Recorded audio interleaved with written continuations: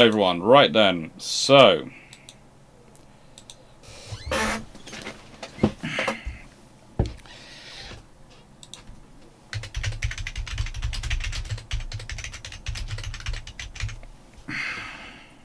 I don't want to poll. I don't want to poll. I want a question and Q&A.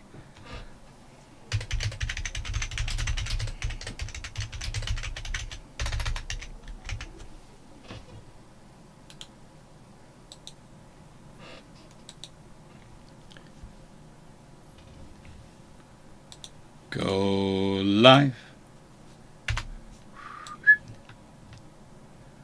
And make that a live chat. Hello Jacob, you've been a member for 6 months. So, first things first, this is going to seem strange to some people because they're going to go, well hang on Alex, you said books today about building ships of the line. Well, there are going to be books. We are going to discuss books about building ships of the line. Got these two, definitely. There's another one which was supposed to be here but which isn't here. So, made joy me picking the date because I knew I should have got a book to review by now and it hasn't arrived, so yeah, well, life happens.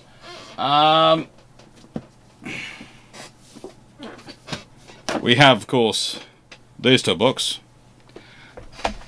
And it was in my hand less than 20 minutes ago. I have placed it over there. Command of the Ocean. Should be with the rest of the books. Now, why have I got all these 5 books with me today? Because we're going to be talking about building ships and building the wooden wall. Now, I'm also going to apologise for running late. As you all know, the next 2 weeks are the birthday bonanza, and oh, good lord. The amount of meetings you have to have about it. Basically, my view is I have booked and paid for the parts I'm supposed to book and pay for. I have arranged the bits I'm supposed to arrange. I know where I'm supposed to turn up. Everything else is just extraneous conversation, but apparently it was necessary, so I'm sorry I'm late. Not that late, but you know, I am late. Ugh. So, hello everyone.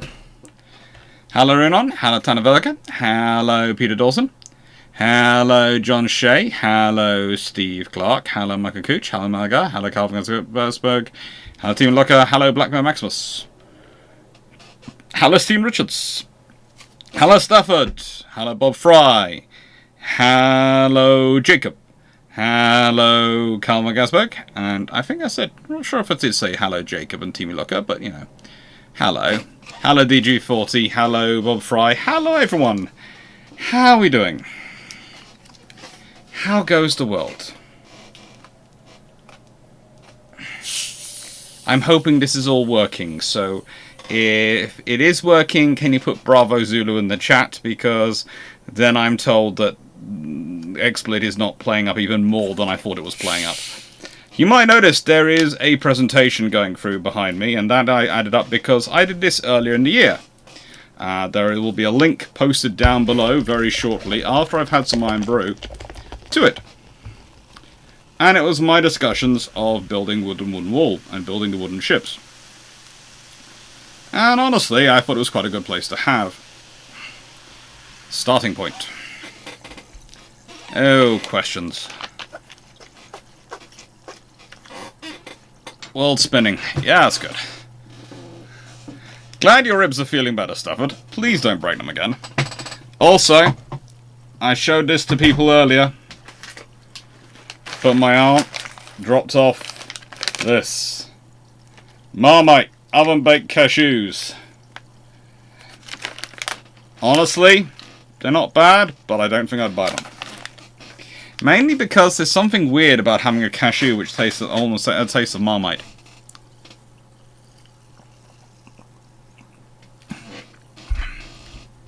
No Q&A screen. Ah, that's not working, is it? Okay, it's working on my thing, but it's not working on yours. Let me reset. Ah, there you go. There it is. So we have Q&A screen. Now, what I'm going to do with that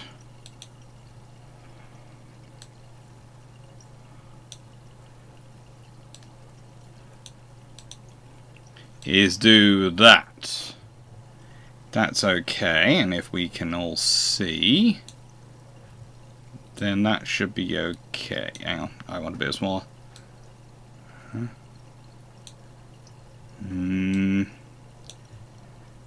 That's really weird to have to do it that way, but it worked. Ah. Hello everyone. It's working. Oh, expert has been fun this evening. I literally, as I said, I had the family meeting, and then I had XSplit, and it was both of them were a case of, oh my, you're going to give me fun, aren't you? You are. You're going to give me fun. But I have got a new t-shirt on today. Just thought you'd all see that. I thought it was appropriate for me.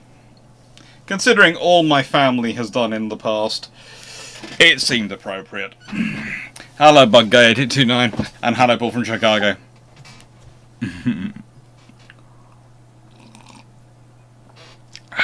So, we're going to be talking about various things to do with building how wooden ships were built. Did I see the Discord note? No, I haven't. I've got to check into Discord because I'm supposed to be recording. Well, I'm quite happy to give you my list of things I've got to record this week, just so you know what's coming up, or at least some of what's coming up. Some of what's coming up. It's always you've always got some of what's coming up is going to be discussed now, and some of it will be discussed later.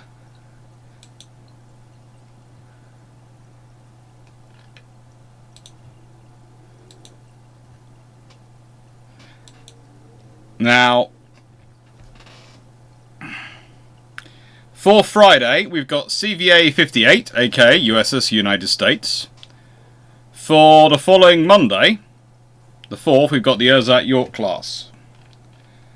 For Sunday, if I get it recorded in time, and I hopefully will do, if everything comes through, it's the Malta class. So that will be a premiere. Then, on next Wednesday, not this Wednesday, but next Wednesday, it'll be CVA 01.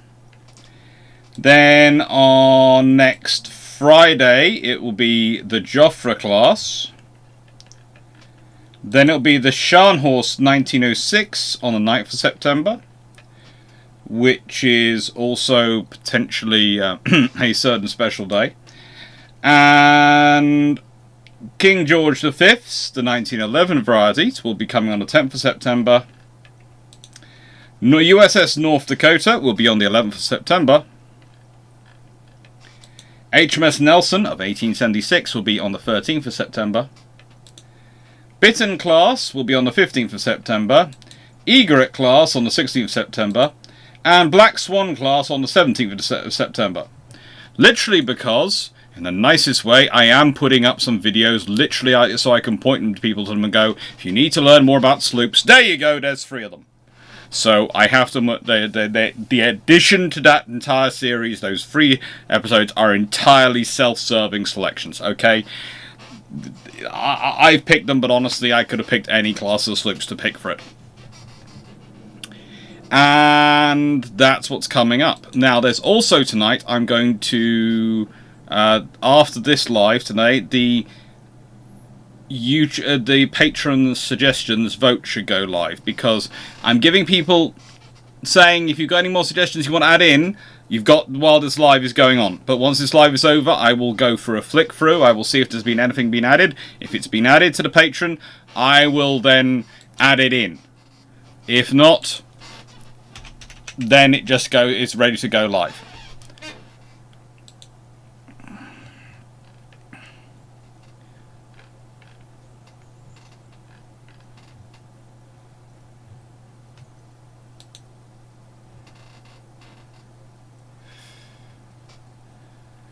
I do have to say, I do love sometimes all this computer stuff. Because it's supposed to be intuitive, and yet sometimes it really isn't. It works though. Ships of the line, and we're going to go for...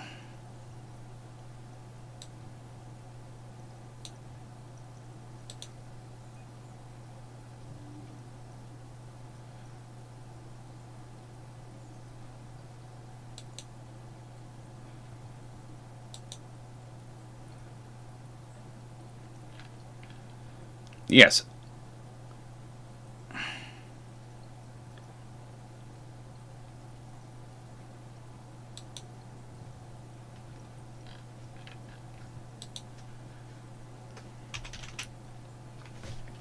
Great ships.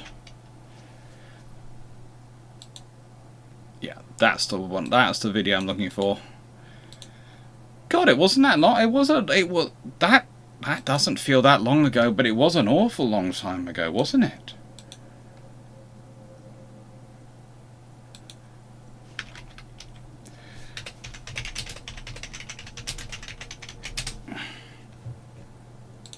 I didn't think it was that long ago. Goodness gracious me. I didn't think it was that long ago.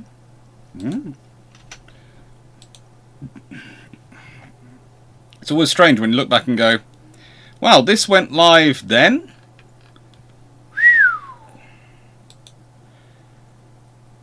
It's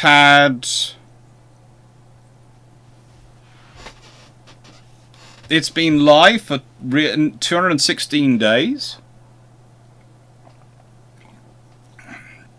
It's had over 1,000 hours of watch time. Yeah, I'm happy with that video.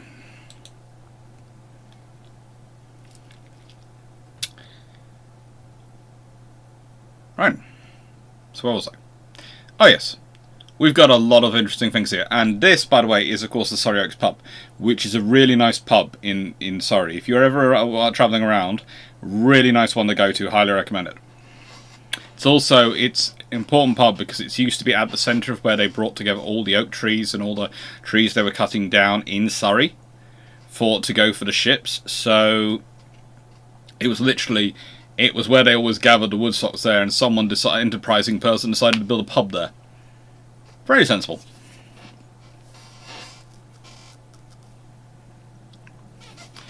Debrock. Unfortunately, the developer's definition of intuitive rarely lines up the user's definition. Yep. Thank you, Stephen. I will pass that on to them.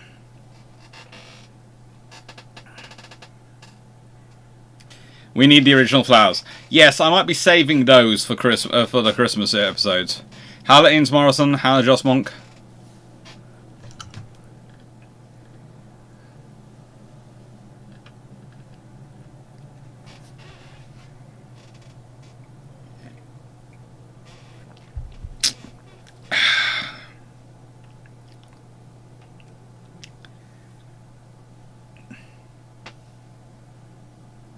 Oh, good lord. Winterizing your house. Good luck with that one, Paul. In the UK, we really should summarise our houses because they're designed for winter. They're terrible in summer. Okay, let's answer some questions before we get into books. What single Washington cherry tree was the greatest crime of World War II? Okay, as much as I would love to see the Lexington battlecruiser aircraft carrier combo, I would absolutely love to have seen that in operation, because whilst I agree with people when they go, the Lexingtons aren't necessarily the best battle cruisers you can build, I think them in combination with Lexington class aircraft carriers, based on the same hulls, would have produced task groups which would have become the absolute epitome of what you want. I'm going to go partially because I'm British, but partially because I would just like to have seen them built, just to see what they would turn out like, the G3s. Because I just think those ships could have been very cool. And I think they'd have scared the bejesus out of lots of people. So I'm going to go with G3s. But There is good arguments. There are very good arguments made for the Amagis and the Tossers. There is very good arguments made for them. They would have had a significant impact. And the thing is, if you had let any one side of them built, you'd have probably get the seen the others. So I can say the G3s are the greatest crime for not being built because of the treaty, but I know if they had been allowed through, then probably some Lexington battlecruisers and some Amagis would have been as well, and then we'd have got some really, really cool things.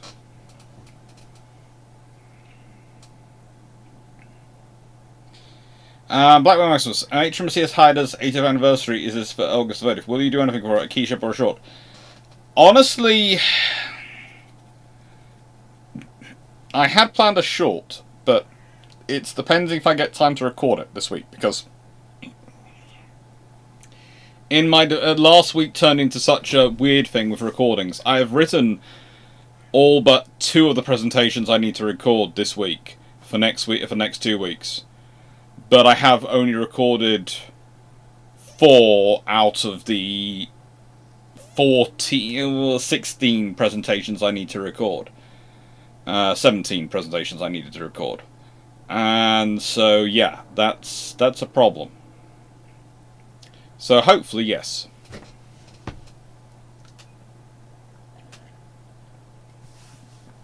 Senator Clear, how close to the gun foundries would a new ship pick up their guns? Well, if you look on a map of London, you will find a place called Woolwich Arsenal. If you go downriver a bit, so much so that almost as if they planned it that way, you'll find a place called Chatham Docks, where they used to build the ships. Basically, the cannon will be brought downriver, loaded on, and she will be fitted out and go off to sea.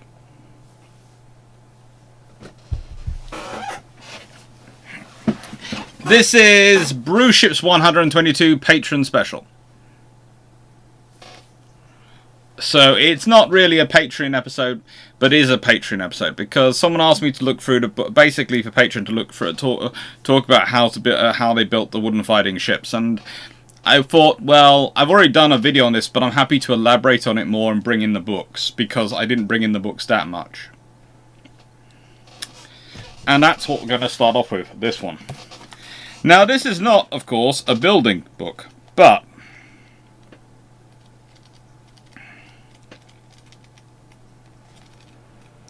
it is a book, because it is such a scenario because of what it contained within it. Nicholas Rodgers does an absolutely massive text. Absolutely massive text in terms of how the navies are built, how they're organized. It's absolutely colossal. And there are even chapters, chapter 14, and where's the next, there is another one hidden in it. See, I can see chapters 14, I can see chapters 14 and chapters 27. But I thought there was another chapter in here.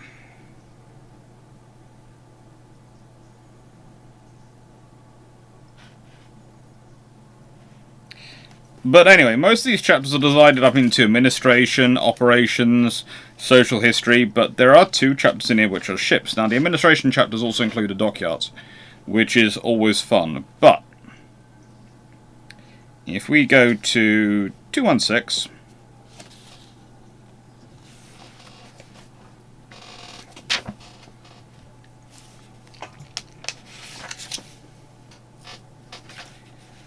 by the time of the next major building program, next major English building program, the 30 ships of 1667, Sir John Trippett's will surveil the Navy, the first shipwright to occupy the position, which became established as that of the Navy's principal warship designer. Sir Anthony Deane, another eminent shipwright, was also on the Navy board, but even so, Charles II's personal influence, as we have seen, once more operated to increase the dimensions of the ships. The 23rd rates of this group were built as something like a class, and efforts were made to standardise the dimensions of their masts and spars, their hull form. A successful expansion of the old frigate style, with the beam necessary to carry a heavy armament, remained the basis of the English 2-decker ships of the line up until 1755. As size and armament increased rapidly, all navies encountered difficulties in maintaining sufficient freeboard to keep their lower batteries usable in a seaway, and sufficient stiffness for ships to stand up to their canvas. In Allen's ship, the Plymouth 60 in 1664, we got in our guns before the bulkhead of the gunroom, and the guns next to the bulkhead in the gunroom. We got in our guns before the bulkhead of the gunroom, and the guns next to the bulkhead in the gunroom, they lay always ploughing in the water when we bore sail. Even when designs were initially satisfactory, they tended to be loaded with more and more guns over their careers. In 1672, for example, Fairfax, originally built for 52 guns in 1653, then rated a 60, was actually mounting 72. Even new ships had sometimes to be girdled with extra planking on the waterline to increase buoyancy and stability. Narborough commented on his ship, the new first-rate Prince of 1670.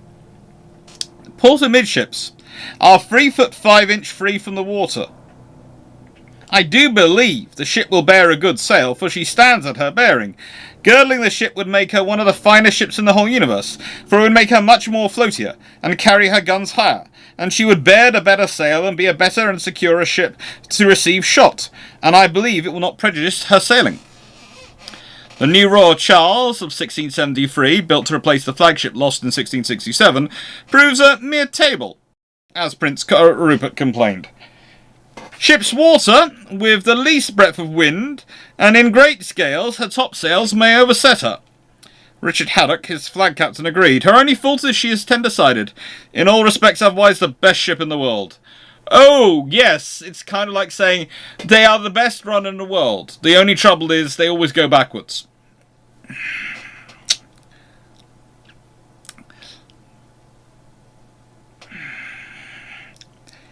Only the Dutch, especially the Amsterdam ships with full square sections and flat floors, were stiff and able to carry their guns high, though the same hull form made them slow and leewardly. Even the Dutch had failures amongst their bigger ships. The Zealand-built Koning Willem 90 of 1692, so that's 90 guns of 1692, was too tender to open her lower gun ports or carry her topsails in any reasonable wind. Such defects, serious enough in the North Sea, were much worse in the heavy weather of the open Atlantic, to which war against France called the Dutch and English navies. Under the expert guidance of Charles II, the Royal Navy had evolved rapidly to match their circumstances of the Dutch wars. Now an equally rapid evolution was called for to face amongst another strategic situation. But there was no one to guide it. William III was not interested, and in the chaos of competing jurisdictions which ran the Navy of the 1690s, none of his ministers or officials had the knowledge to understand or authority to impose necessary changes. No surveyor could have done it without powerful government and Admiralty support. And it did not help that Sir John Tippets died in 1692, replaced by the able but young and largely unknown Edward de Meer. In 1690, Parliament voted money to build 17 third rates and 10 fourth rates, specifying not only the tonnages, as in 1677, but number of guns as well. This generated a major problem, for the figures were not based on actual designs or expert assessment. In particular, it was impossible to build a satisfactory 80-gun third rate on only 1,100 tons, as the Act demanded.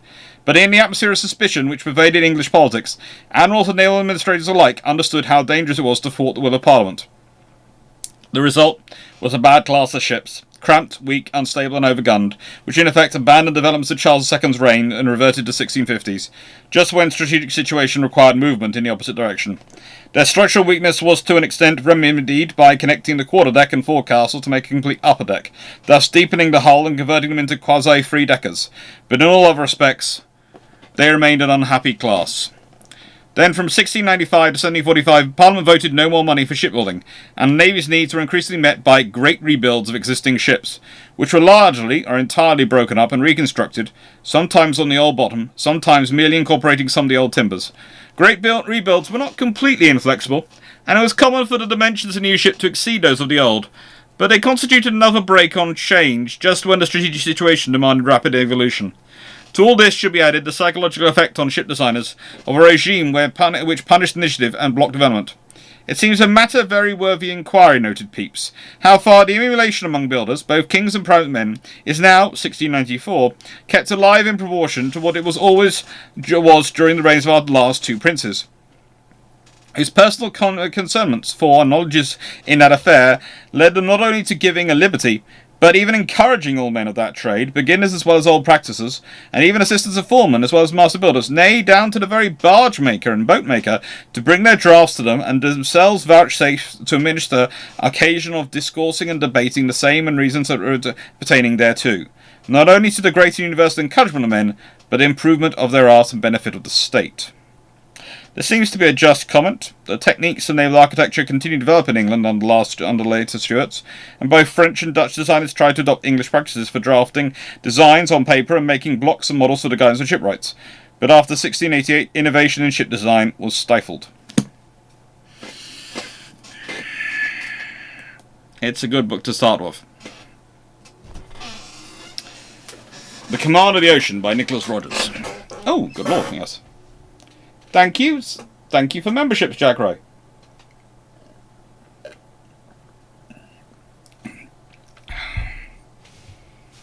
Floatia, yes.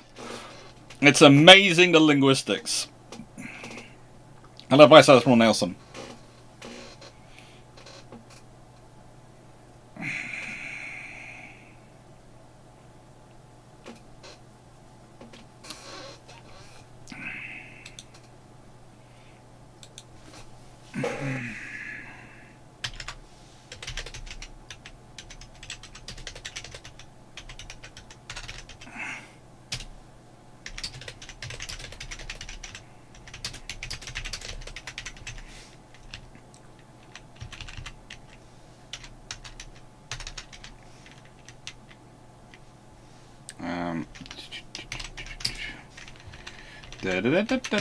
Just putting in some timings,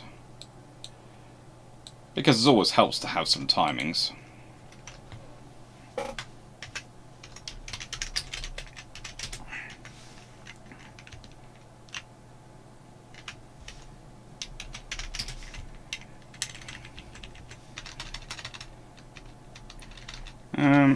Let's go for 20.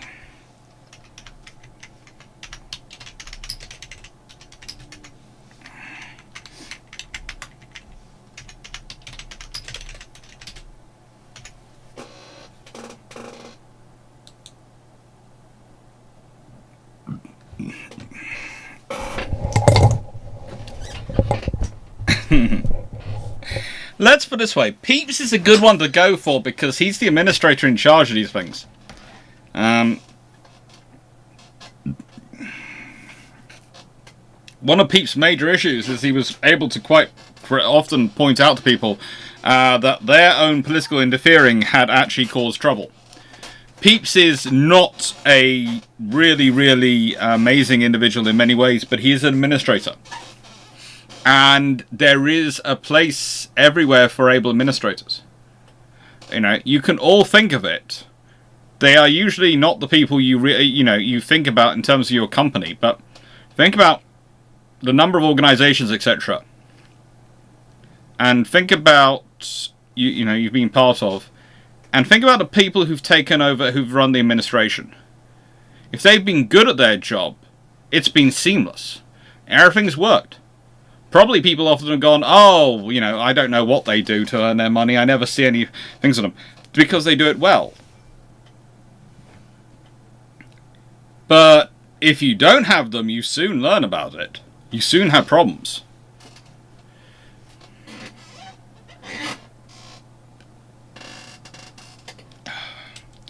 So, Johnson, what if Vanguard had been designed for the leftover 18-inch guns from the original battlecruisers? How would the US Senator respond? How would she stand up against Yamato? I don't think there were enough leftover 18-inch guns around. There were 3 guns made.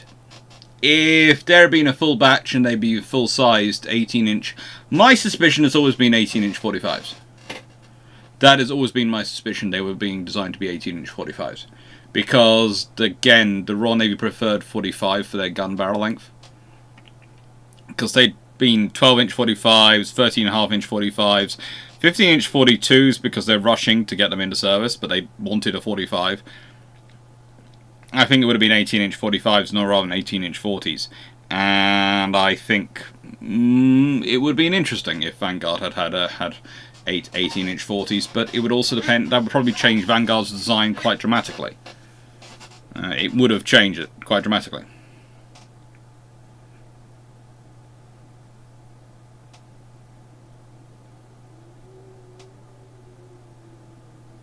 Duke of Drake answers this question, but was the Duke of York?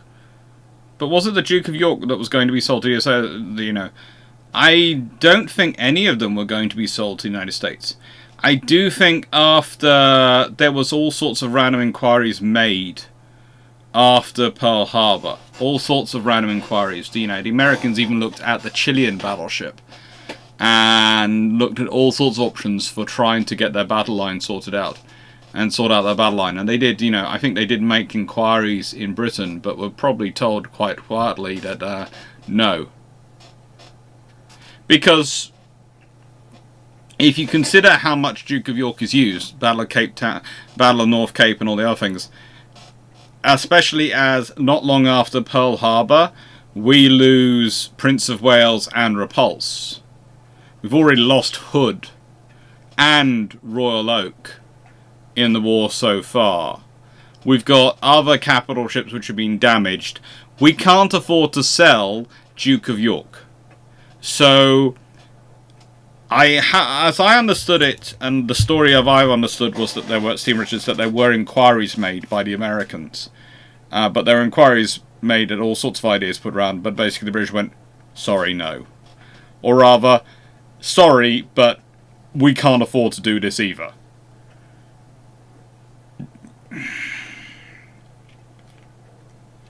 What is your thought on HMS St. Lawrence built during the War of 1812? For a Great Lakes ship, she's built rather as normally quite quickly, and she's very impressive, but she's a Great Lakes ship.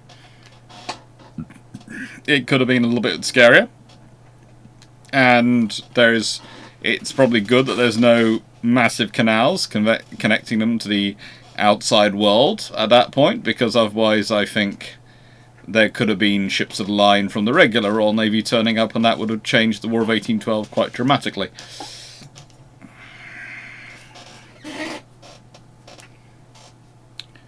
What is the height of HMS Victory's freeboard?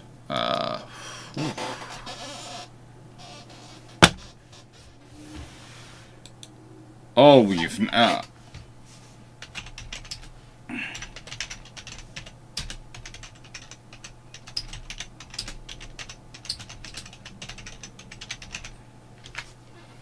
Let me see if that's in my stats on on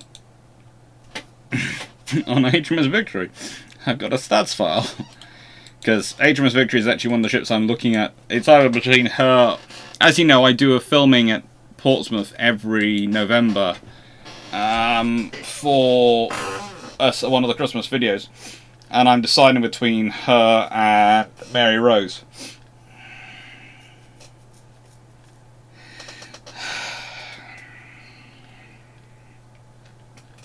I think I'm probably going to do Victory.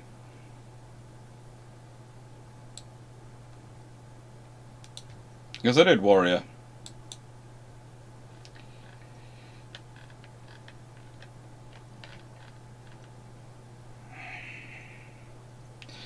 The lower deck gun ports are 1.4 meters, roughly 4 foot 6 inches above the waterline. So not that great.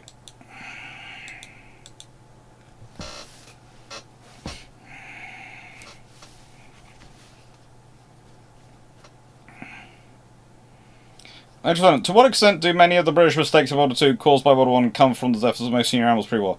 I don't think Somerville Fisher would accept many of the mistakes. Well, Somerville didn't die till, well, after the war. He served during the war, but Fisher, etc.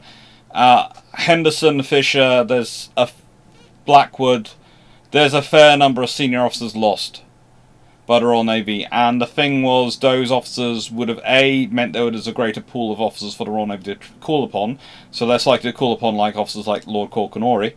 And secondly, they would have been there were some of those officers who were far better and more capable of managing personalities, like a certain Winston Churchill.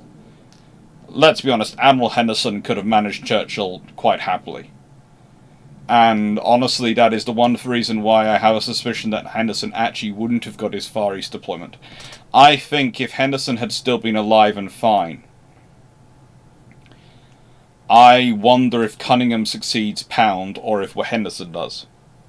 Simply from the point of view that Henderson is better able at managing Churchill and better able at managing the senior the politics. There is that very real. Traditionally, it goes to one of the senior fleet commanders, but I could see Cunningham actually turning around to Henderson and going, "You deal with him. You do it. You're good at politics. You're good at managing the politicians. You deal with him." I guessed you meant Henderson rather than Somerville.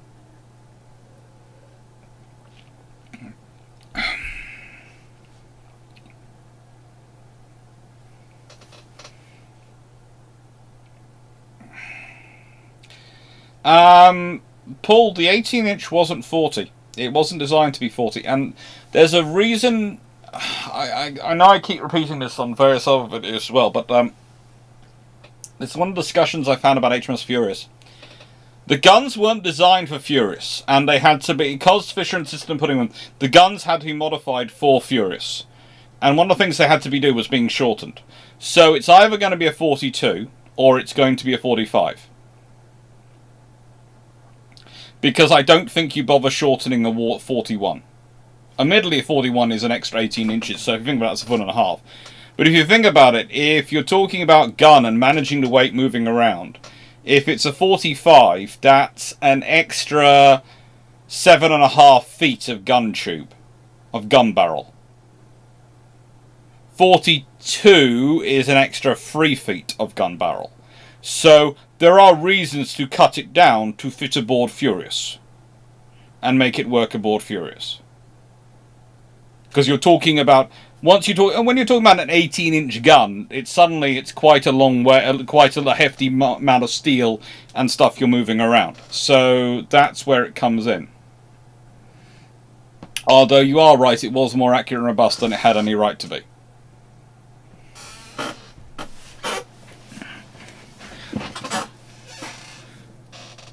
P. Dawson, 12-inch 45 is 45 foot long.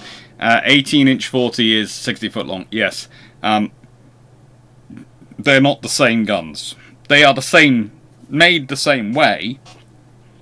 They're using the wire / build-up method. It's a hybrid. It's sort of, once you get onto larger guns, it's more of a hybrid than necessarily the pure wire system. But yeah.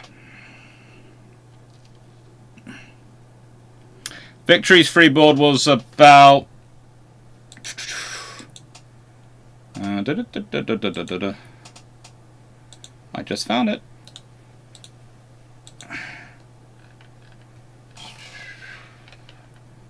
Victory's freeboard was 4 foot 6 inches. Distance between the gun ports of the lower deck and the waterline, 1.4 meters. How they built the guns up. There are two systems. There's the build-up method and there's the wire system and how they create the guns. And that's a whole process to discuss. That is a whole process to discuss that I am putting off till about the end of the year sometime. When I have, preferably, a certain book has arrived.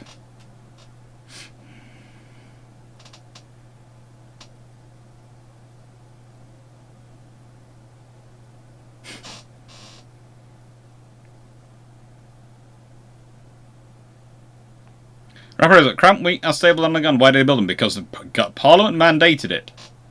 They mandated the weight and the guns, and they got it wrong. But when has that ever stopped politicians mandating things?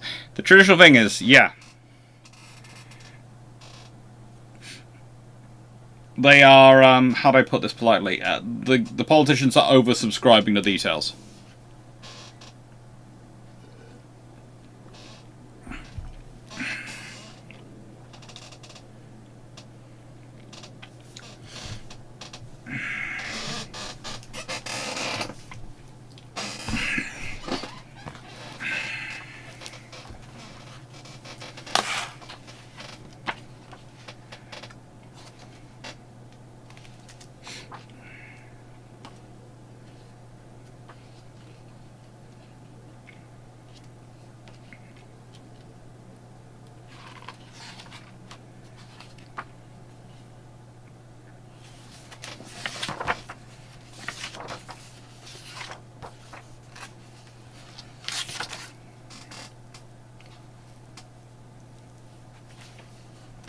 Now,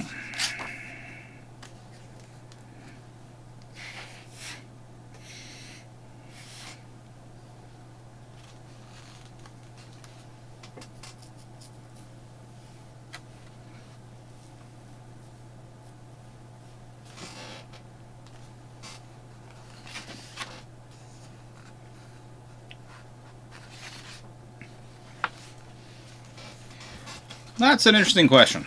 So, I'm going to put in the next book, Building the Wooden Fighting Ship. And by the way, this book is an absolute must if you want a quick guide to how building wooden ships. Honestly, it's absolutely brilliant.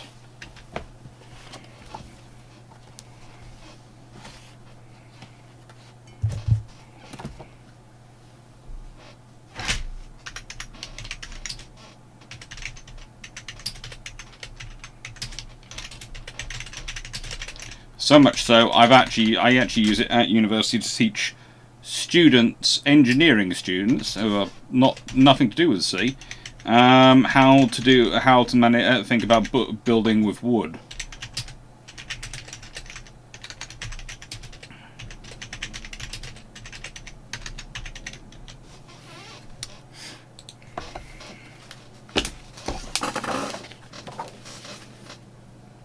This is the book. Building a wooden fighting ship. Shipwrights. Of all the trades involved in shipbuilding in the 18th century, the shipwright was supreme. Originally, the term covered a wide range of work, including the mast making and boat building. But by 1750s, these had become sufficiently specialised to be considered separate, highly specialised and highly skilled trades.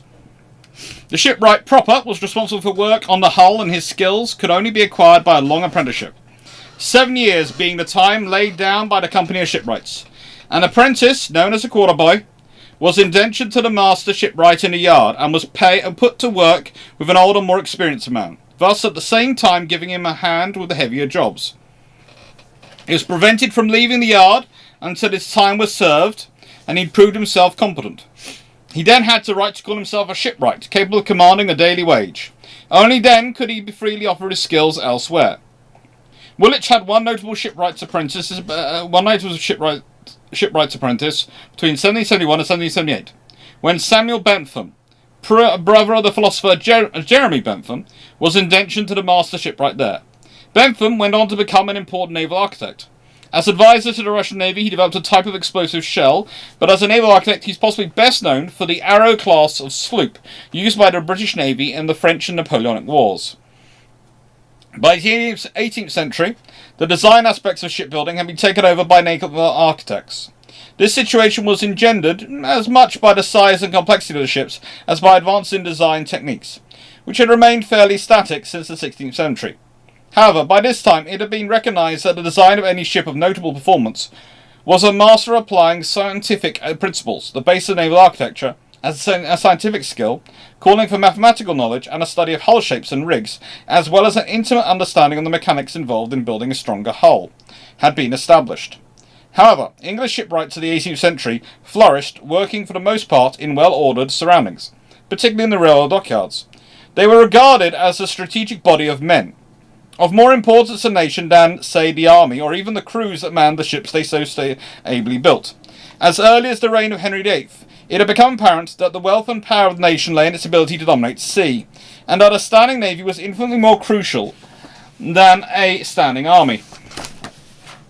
Shipwrights already were high in the structure of 16th century society, a position they were determined to maintain, especially in view of the increasing number of merchant ships required as overseas trade grew, particularly with the Far East and North America.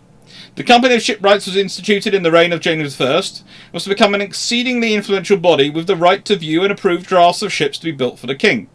The company had a master, 2 wardens, and 16 assistants. The first master in 1605 was Matthew Baker, followed by Phineas Pett, who was sworn in 1607. Meetings were held in the King's Head in New Fish Street in the City of London. In 1612, a new charter was approved, incorporating the shipwrights of England, with Phineas Pett as master. In April 1638, it was also established by warrant from the Lord High Admiral that carpenters should not be appointed to ships until they were examined and licensed at Shipwrights Hall. By 1700, membership of the company was 1,780, rising to 3,776 by 1800. Amongst many recommendations and rules, the Company of Shipwrights saw to it that sick pay was given to members unable to work due to illness or injury.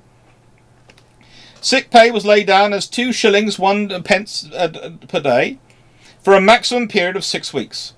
The company even went so far in its enlightenment as to lay down superannuation payments for different classes of shipwrights, if they were incapacitated as a result of injury at work or if they had achieved uninterrupted service of 30 years.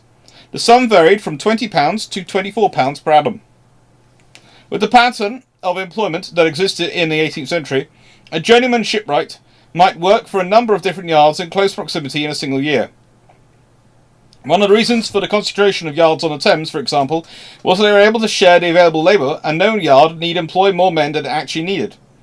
That this is true of the Royal Dockyards is doubtful. The muster lists show considerable continuity of service each quarter for shipwrights and certain other craftsmen, and although there were natural fluctuations between years of peace and war, these yards seemed to keep consistently high numbers of men other than the ordinary permanent staff. Perhaps this is due in part to the fact that the men were willing to pay for their jobs, in much the same way as suppliers of timber and other stores were willing to pay to get their contracts. There is no evidence of this, but it would be consistent with the policy exercised by the officers of the yard in respect to other matters. A berth in a Royal Dockyard would have been worth having, compared with taking one's chances on the open market. In the 1750s, we know from the rolls that a journeyman shipwright could command 3 shillings per day, to which he could add his right to offcuts of timber up to 3 foot long, and presumably any other perks that came his way. This at a time when a country labourer might consider himself fortunate indeed to earn such a sum in a week.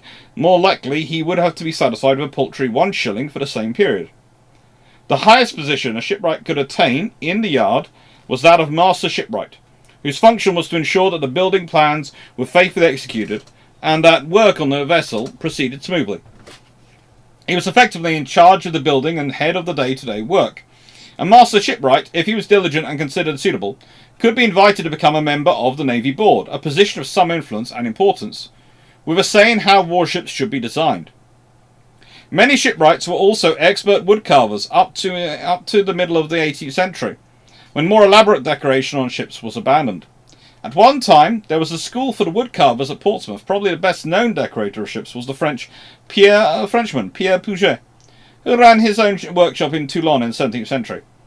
As shipwrighting encompassed so many different skills, it is virtually impossible to describe a standard kit of schools for the trade. However, there are a number of tools common and necessary to any man working on the preparation of timber and the building of the hull. Where he owned his own tools, the shipwright might have made them himself, or bought them made to measure from a skilled toolmaker or blacksmith. The most popular and best-known tool, still to be seen in use, was the adze. A shipwright's adze had a longer blade than those used in other trades, being roughly 9 inches long, and the handle had a double curvature. In the hands of a really skilled man, the adze was and is capable of performing the most delicate operations in shaping and finishing timber. It was equally good on the flats all around, such as shaping masts and spars. Sharpened to a razor's edge, it could be used to finish the surface of a plank to almost the same standard as that achieved with a joiner's plane. Here it may be pertinent to comment on the quality of the steel used for tools in the 18th century shipwright. Hence I went to read this before answering the question. The very method by which it was made, continuous hammering of iron with the addition of pure carbon, ensured that the final product was carefully tempered and free from impurities. The result was a steel which would hold its edge very well, and cutting weapons at the time, made by skilled armourers, were of the highest quality. Indeed, the 18th century shipwright enjoyed tools of a very high standard, perhaps better than the mass-produced tools of later centuries. Of the other tools used by shipwrights, axes and saws were the next most important. The shipwright's axe was used for rough work, preliminary to the use of the adze. A good shipwright could ensure that his axe was well balanced and fitted with his hand. He probably had several axes of varying sizes in his kit. The commonest saw was the handsaw, similar in appearance to the carpenter's handsaw of the present day.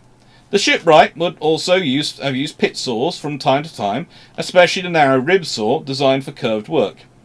Chisels and gouges were essential components of any shipwright's kit, They are mostly of a heavier type than those used by joiners, and many were made with long blades and wide cutting edges. The blades measured up to 3 feet in length. The longest would have been used for cutting and trimming the socket holes in the capstan head.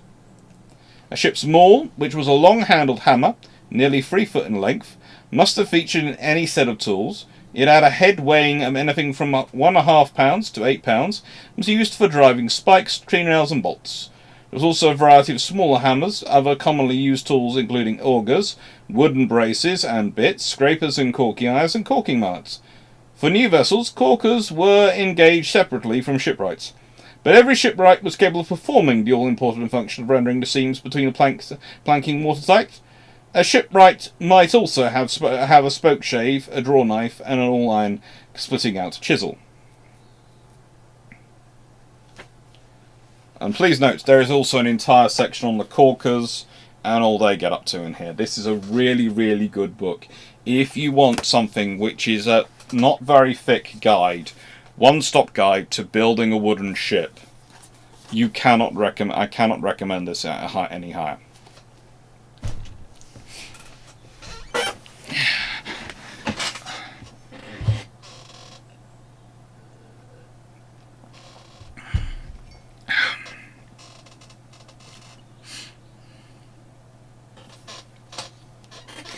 Leslie Mitchell, were ships built in the north different to those built in the southeast west? Not really. The Royal Navy often tried to standardise hulls and builds between them, so it was very rarely were there major differences. The main differences you might get is to do with some of the finishing touches, because all the artisans, and I will call shipwrights artisans, had their own stylings for things. So you might find different patterns of, especially when talking about decoration of things like tables, etc., you would find different patterns, but that would be individual to every single shipwright rather than necessarily a north-south thing. It would be just whichever shipwright you're dealing with will have a pattern. There is, for example, how do I put this? There was a few years ago a real interesting craze which naval historians even got involved in because we got asked about this. But there were specific shipwrights whose furniture still exists to this day from the period we're talking about, and you can find the furniture they made in some of the big old houses in the country, and matching that furniture with the ships they were built for, or they would have been offcuts for, became a big thing a few years ago to try and work out the history and the connections and the provenance. It was a fun period. You could get, paid some money to go and do some research about a chair.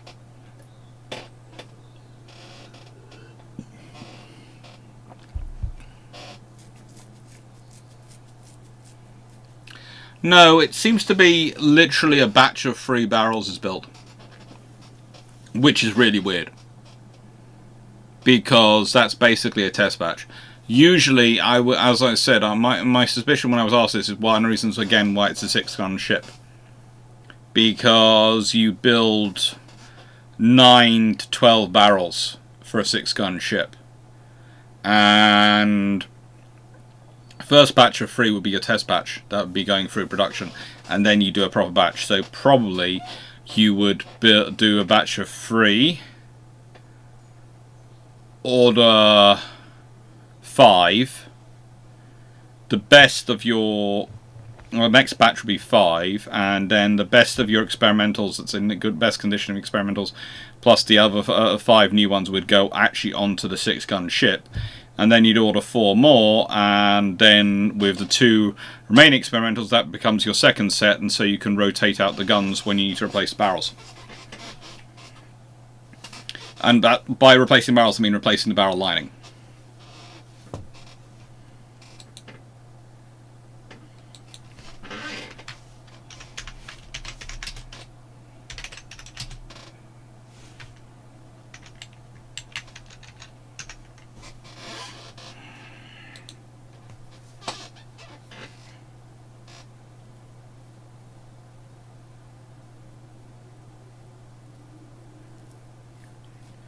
So, no, Doctor, if Stafford, if the St. Lawrence Seaway was open at the time, what would a War of 1812 blockade run look like, as the Yanks could fire upon them at several points along the passage?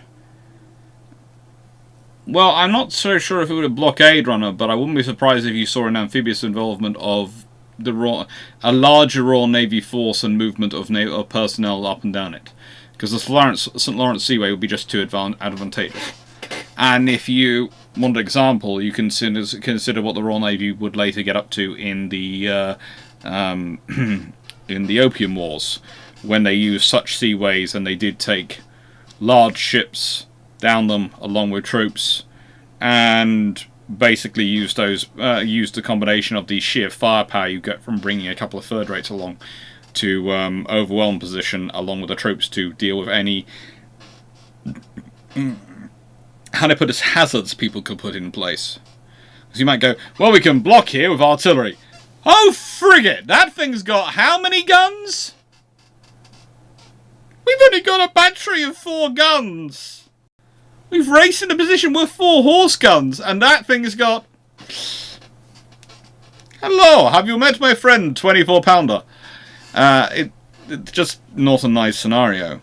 And if you can then march some infantry up and down, you know, or put some infantry in boats on things and have them go up the banks and make sure that there's no chains and other nasty things put there. It's let's put it this way. Today, when we've got other methods of moving things around rapidly, it's not as viable. But in that period, it's quite a viable methodology of attack.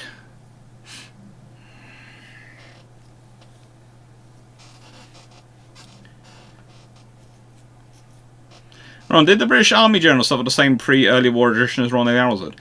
Honestly, haven't looked into it that much. I know a couple of them did, but I don't think it was quite as bad as the Royal Navy suffered. The Royal Navy really did suffer a lot of them go.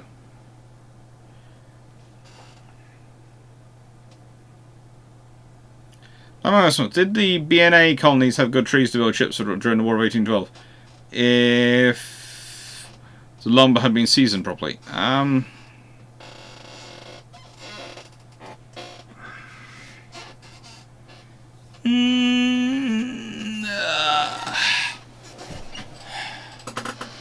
If it could have been seasoned properly, yes. There is wood there which could be used to build quite effective ships. Not necessarily the best wood, but a decent enough wood.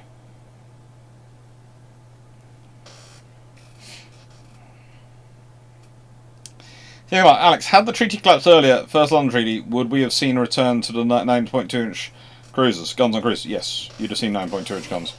Because that would be the obvious spot for the Royal Navy to probably end up on in terms of heavy guns for cruisers.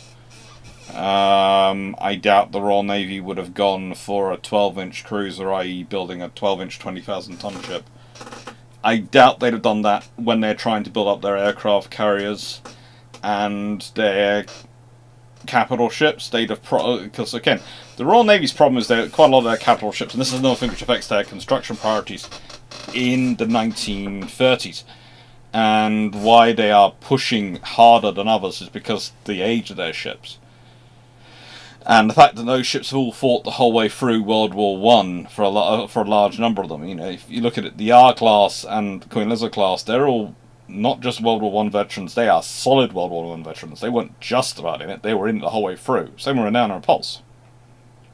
For a long chunk of World War I, Renown and Repulse were around and running around at full steam. So replacing those ships was kind of a priority. I have a feeling, therefore, you then want to use the sort of the medium yards or the medium sort of facilities, dry docks and the slipways, which could build something of up to 15,000 tons in terms of cruiser terminology, and you could churn out some 9.2-inch gun cruisers on that.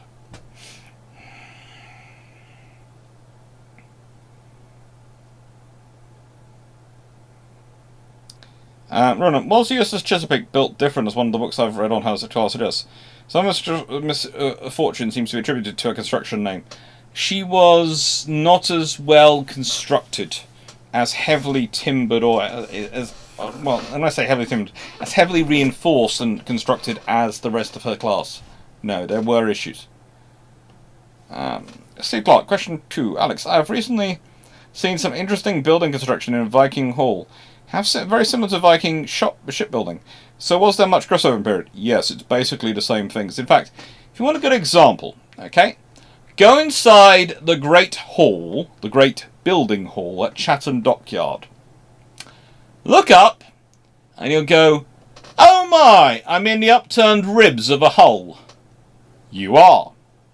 In fact, for a long time, building big shipping structures on land was basically building an inverted ship's hull, because you knew that was strong and that would work.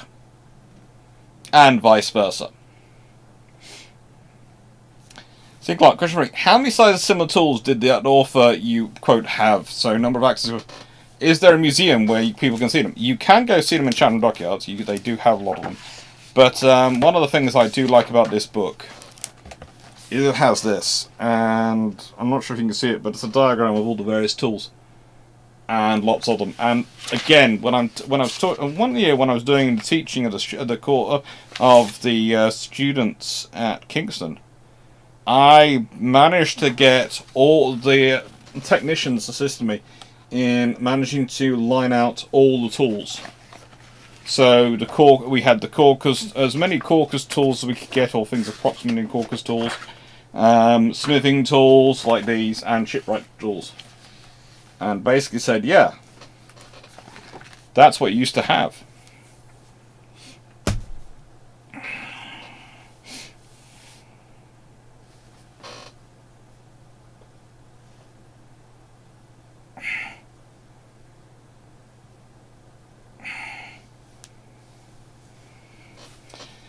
When did shipwrights start using steam to bend timbers? Oh, very early on.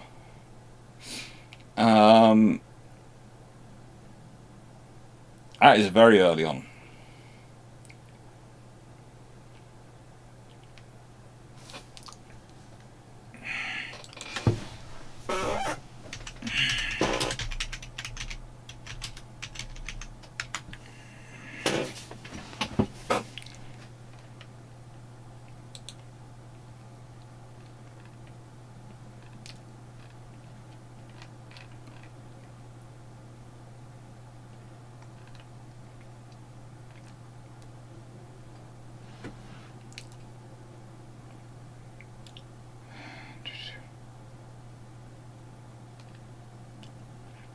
We are talking...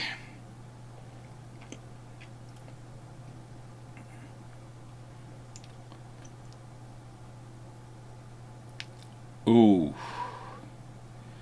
That's the 17th century, and that's not even the first example. 16th century, probably? And that notes would say that... That's... I'm trying to actually find it in my find it. And various things. I've got my notes, and I have to admit, I've got Encyclopedia Britannica up in front of me as well. Because I'm trying to find out.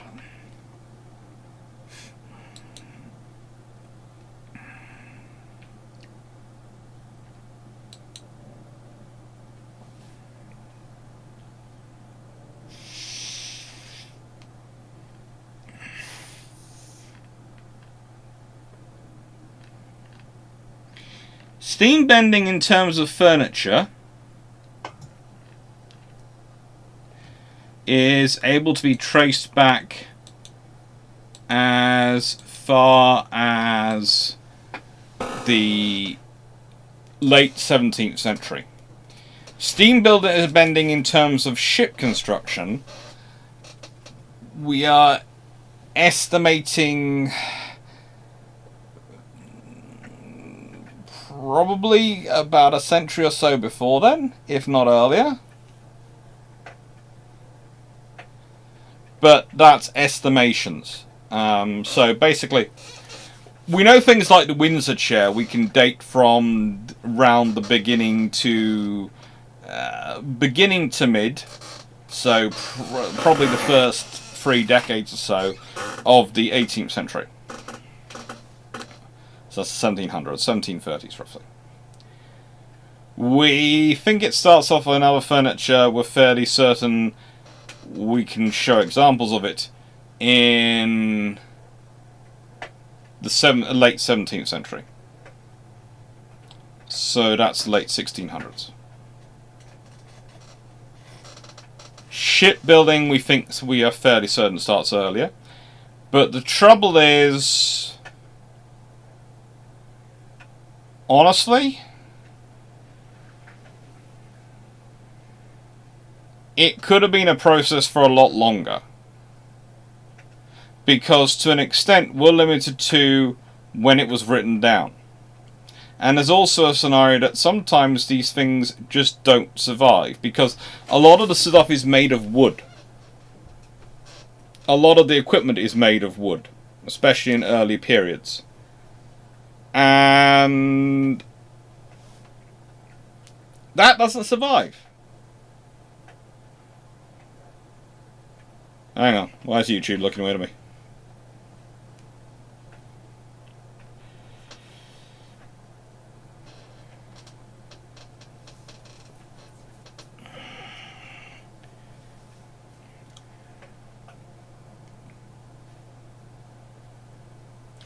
What if instead of C-class cruisers, the RM built a 6-inch armed Leander-like cruiser based on the layout of HMS Tiger, just with more torpedo launchers?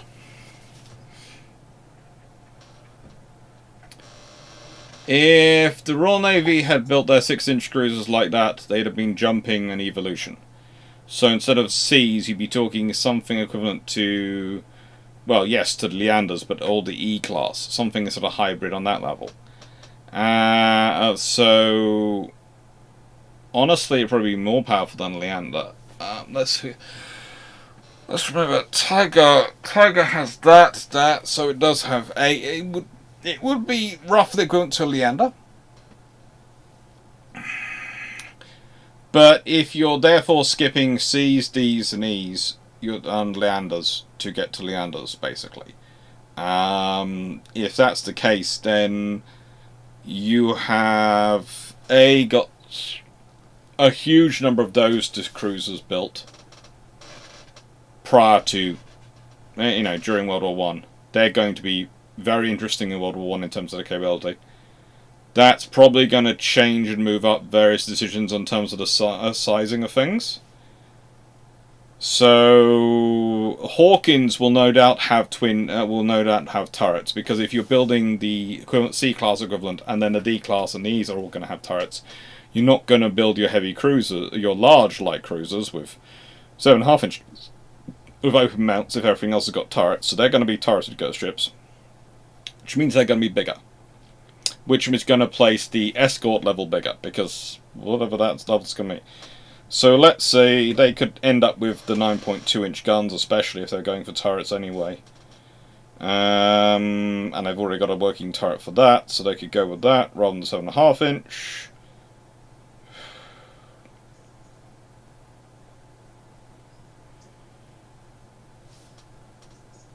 Let's put it this way. If you go with a Hawkins-style outline, but you go for 5 twin 9.2-inch gun turrets in a kind of Orion / King George V / sort of layout, which is not unthinkable, you are probably talking about, especially about 16,000 tons, and that could change dramatically the differential between. Well, let's put it this way: if you still want to have clear, open blue water between large cruisers and capital ships, you need to. And capital ships no longer. The cruisers aren't going to be 10,000 tons; they're going to be 16 or maybe even 20,000 tons, depending on where everyone else has gone in.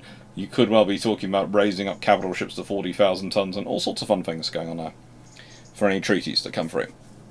But they'd be pretty effective ships.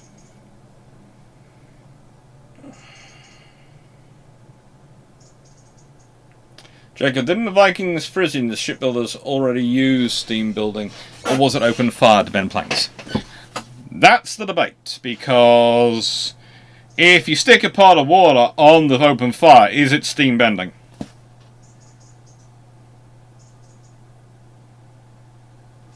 Or is it heat bending?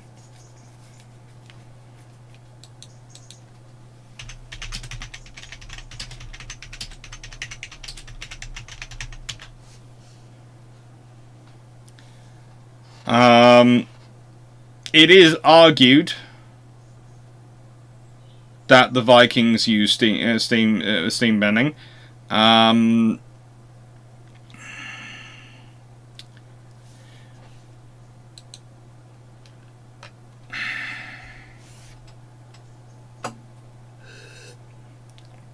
But it depends on who you're talking to and who you're talking about.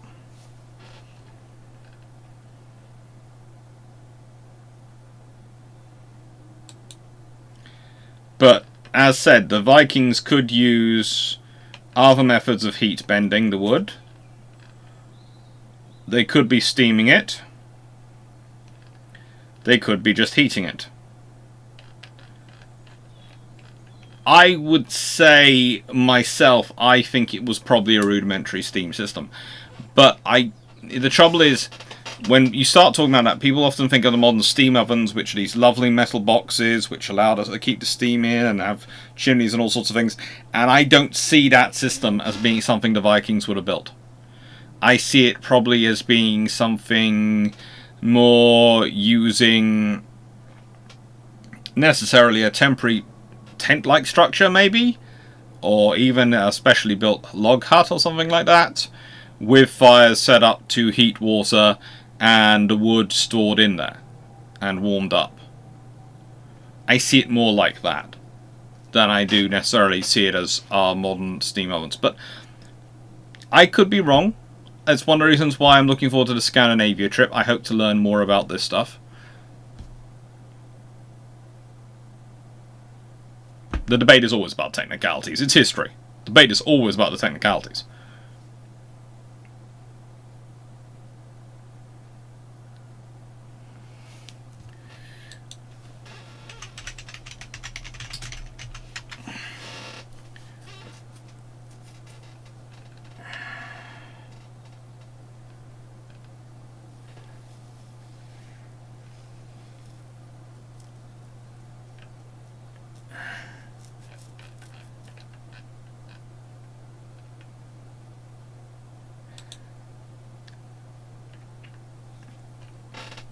Basically, when you're seasoning wood, you are trying to reduce the moisture content of it.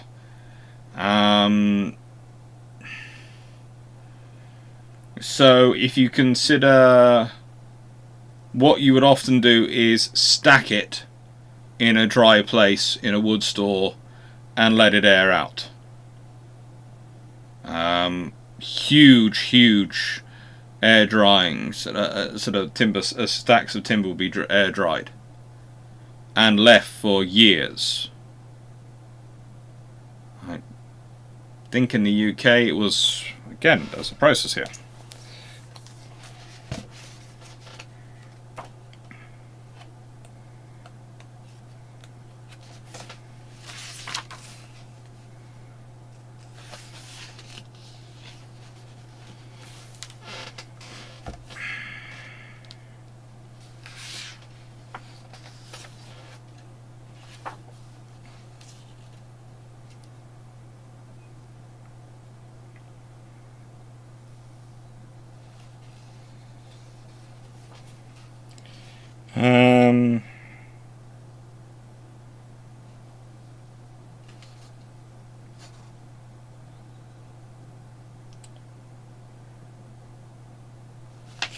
Oak takes 3 years to season,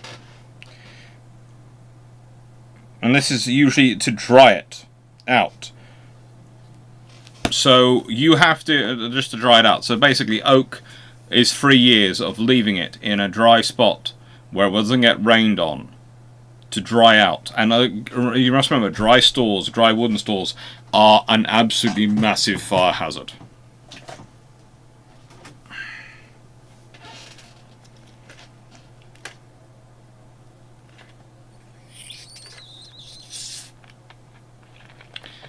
Yes, Victory was able to season for longer. she was able to rest and wear into herself for longer, which meant she walked together before she went out in the storms and pushed her over.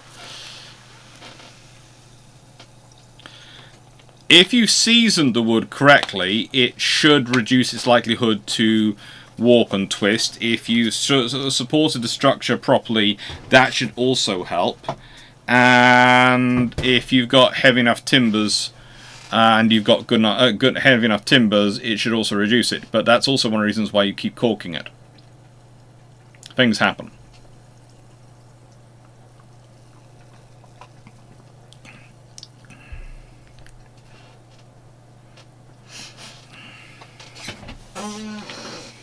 So Dawson, may I take a moment to highly recommend Starlink to anyone who's looking for good internet provider? We've got it recently and had no regrets. You are in rural Ontario, Canada, though, so I can understand why that. Give me a second. Oh. I'm so looking forward to my holiday. No more itchy nose. Oh, that's weird. It's so embarrassing. Yeah, what I love is I did it once and I covered it with the thing, and then the moment you got your back I went, I did it again, because it felt so good. Sorry about that. Yeah. I have no idea, but again, things have been happening today in gardens, and again I am now with an itchy nose and a gunked up ear. Ah, well, I'm looking forward to next week. I get to go driving around with a fluffy dog and do a lot of driving around. Oh, well, it's going to be expensive. Unsurprisingly, for a mother's and aunts' twin birthdays, it's going to be expensive. Who'd have thought? Had an honest conversation with one of my uncles, was going, you know what, I'm always surprised how much this September costs, and I go, really? We have those two, who are basically single-handedly trying to keep the entire massive family together, so everyone's going to be turning up for them, and we have about 24 other birthdays in 1 month.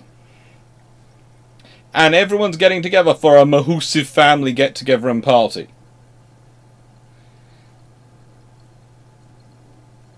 You're surprised how expensive September turns out to be?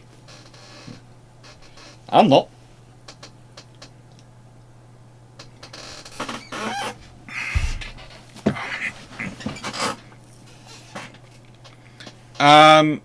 Darotatsky, you wish they were so sensible. No, they had huge wood stores. The wood stores at Chatham Dockyard at one point burned.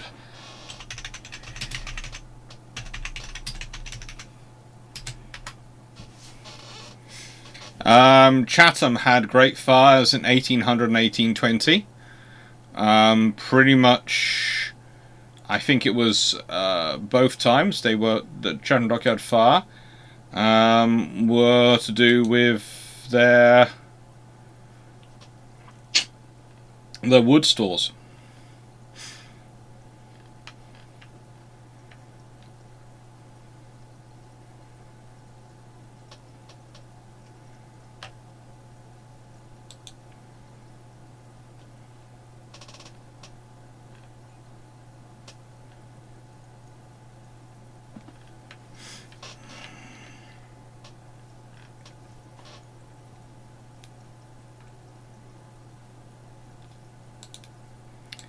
It's one of those joys of ordering things. You know, the wood is just, you're storing so much. Plymouth, Portsmouth, all the great royal dockyards are storing huge amounts of wood, and there's wood stored in other places as well. BlackburnMaximus, was Extra's victory ever targeted during the Blitz or other bombing raids by the Germans? No, they came close, but they never seemed to be targeting her especially, per se.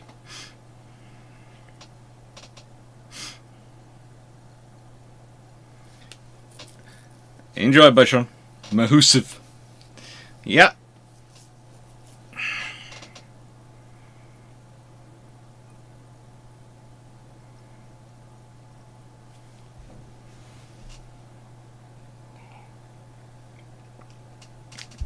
Jack Ray, did anyone have an idea to strip wood to North Africa for storing in the arid areas for fast seasoning? They did consider some things like that, but also they worried about termites. They worried about the insects you had in certain areas in the world. The thing was, they knew what the pests were and what the actual likely problems were in the UK. And they also knew the risks, and shipping the amount of wood they would need to season that distance. Where would they store it? Who would they trust it to? Who in North Africa do they trust? Do you really want to trust a load of wood to the Barbary pirates? Probably not. Jack Ray, we have a worse thing now, storing old films. Yeah, they get stored in some very interesting places. But they also were storing accelerant, pitch, oil, tar close by too. Oh yes, they had it all. They had it all. Everything you needed to burn yourself, they had. When was the earliest known attempt at making iron or iron reinforced frame to build a ship, and would that have been potentially feasible in the Patagonia if someone had wanted to give it a go? You need a lot of iron, you need a lot of quality, and remember, iron rusts quite a lot. Okay, so basically you can start using iron, and iron starts being used in terms of reinforcing things about the same time they start coming with the ideas of copper sheathing the hulls. Because that's when they're really getting into metalworking and combining with wood. Very quickly, though, they realised that iron and copper do not work well together. By the time they get to later periods and they're actually considering applying the copper directly to the iron, they realise that quite quickly that creates a absolutely fun scenario of rusting through at a super rate, and the iron disappears. So that's when they start. When they're going to copper sheath a hull, they first wooden sheath the hull. So basically, if you're going to deploying a ship for foreign stations in the iron hull era, you build an iron hull, then you coat it, you cover it in wood, and then you cover the wood in copper to provide insulation and protection between the copper and the wood and the iron. So the thing is, John South, at a certain point, they decide they prefer coppering their bottoms than running the risk of necessarily having a lot of iron in the ship. So they do have some iron in the ship in terms of the guns, and they do have some iron in the wood and holding bracing at various points when they need to do fix and repair parts of the hull. But they prefer not to have too much in it for quite a while because of their experience with the copper. And there's also the fact it's quite expensive to do for the value. When you think about it, you're going, well, I can brace this with iron, or I can brace this with wood, which is cheaper. And if I need to replace it, I just need to have my ship's carpenters get a tree. Whereas if I need to replace an iron bracing, that's more complicated. That's more complicated to source. So yes, wood is dominant for quite a while until it's not.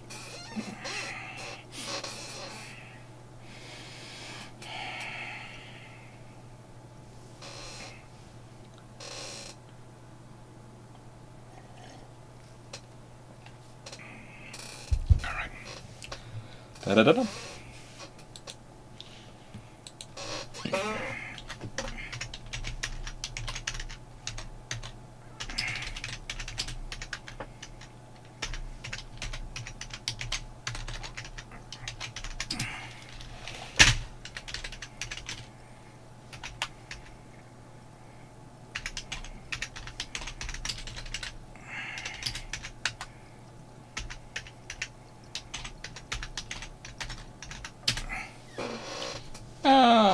Yeah, it's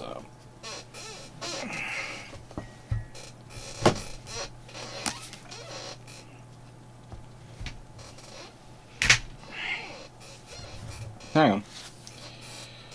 Let's yes.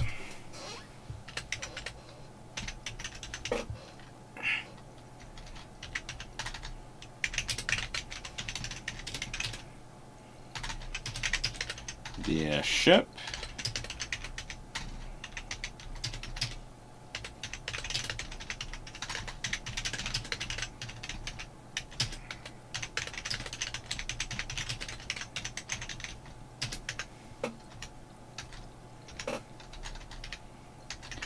(1650) till 1840.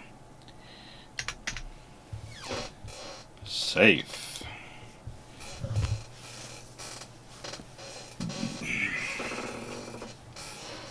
Now,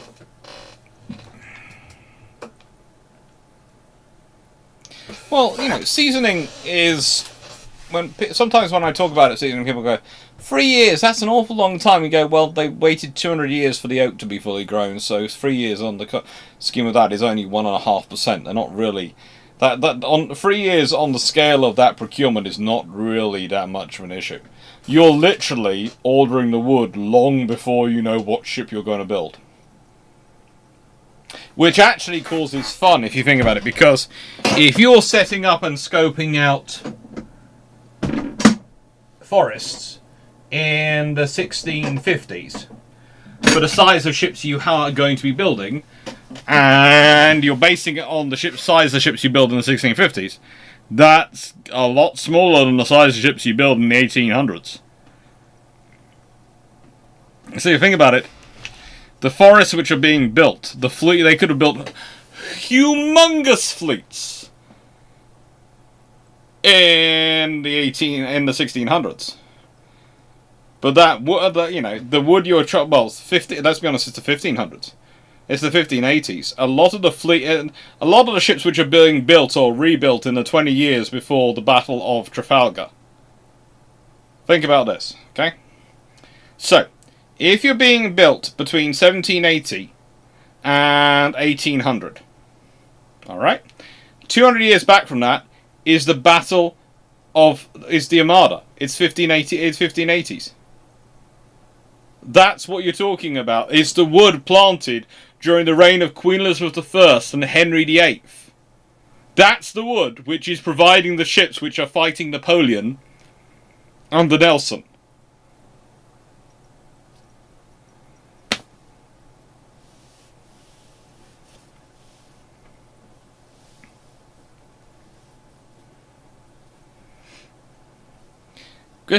So earlier you mentioned barrel liners, and there's a replacement. Is there removal installation a big engineering job? Usually involves checking and maintaining the barrel, but basically you heat the barrel, you then cool the liner, so the liner pops out. Because the barrel expands, the liner goes in, and then while the barrel's still hot, you put in the new liner. Barrel contracts, liner's held firmly in place.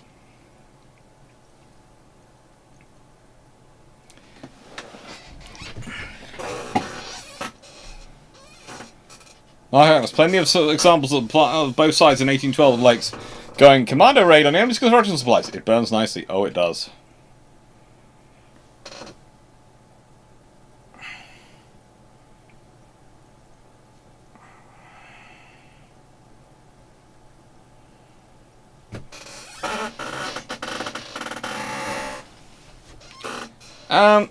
Stevenage, when did the RN start using teak in their ships? I know Warrior used it behind the iron plate. Basically, you have that. Teak starts after the Royal Navy takes over the East India's dockyards in India, where they have been building their ships of teak. And quite a few of the Royal Navy's preferred fourth rates, which were converted East Indiamen, were fully teak-built ships. They even got some third rates built fully in teak from those yards. They are really good yards, and the Royal Navy develops a real love for teak. So basically, it's when the Royal Navy takes over the East India dockyards.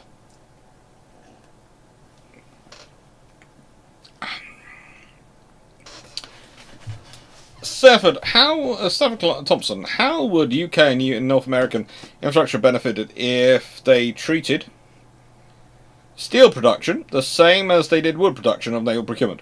Would we have surplus today? Ships material? If the latter, do you foresee a massive civil building program of homes and infrastructure, or sell it off at scrap value? Probably a mixture of all three. And yeah, But if you think about it, for a few years, it was. For a few years, the absolute essential thing going on was steel production. There was a reason why both Britain and America considered it a critical industry and supported the manufacturers.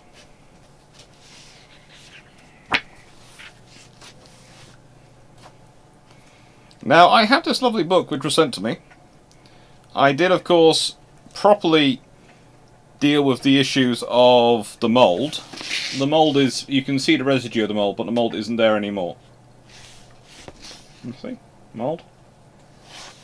How did I deal with it? Well, I stuck it where you should always stick mouldy books. I put it in a sealed bag and stuck it in the freezer. And that's how you get mould out of a book. And you stick it in there for a long time. Basically, leave it in there for about 2 weeks, which is what I had to do. It's colder in the coldest compartment you have in your freezer. Stick it in a steel book, sealed, so it doesn't get damp. Sealed. Shouldn't get damp anyway. In the freezer, and just let it freeze. Gets rid of the mould.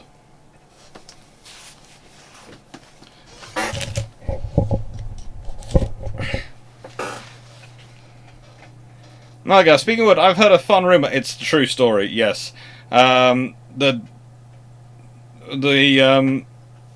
forestry department contacted the Ministry of Defence and informed them that their trees were now ready. Their oaks were now ready for delivery. Yeah, that happened in the early 2000s because they were ordered after Copenhagen was done for a second time.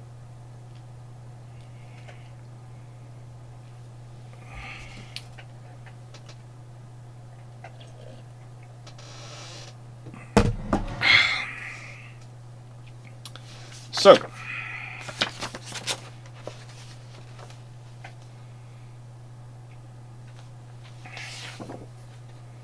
let's see, which section was I looking for? I was looking for a specific section.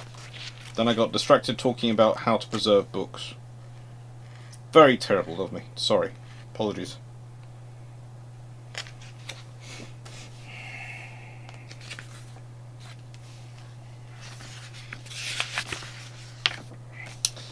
The three-decker suffered an eclipse in the middle years of the 18th century. Its greatest exponents of the previous epoch, the French, completed none at all, while the Spanish built only one. In Britain it fell into severe disfavour amongst progressive officers, largely because of the discrediting of the three-decker 80s. They were replaced by 74s in the 7 Years' War, but even the more successful three-deckers, the 190 gun ships, were subjected to some redesign. Throughout the period of the stagnation up to the 1740s, there were 700 gun first rates on the Navy list. Though not all of these were by any means fit for service, or even at any given moment. One ship, the Victory of 1737, was lost in 1744. There was no great enthusiasm to replace the decayed ships, so the number had fallen to 4 in 1750. It rose again to 5, went down again to 3 by 1771. However, the new ships which were built were of high quality. The Royal George and her sister the Britannia, which was to fight at Trafalgar in 1805, were among the few successful ships of the 1745 establishment.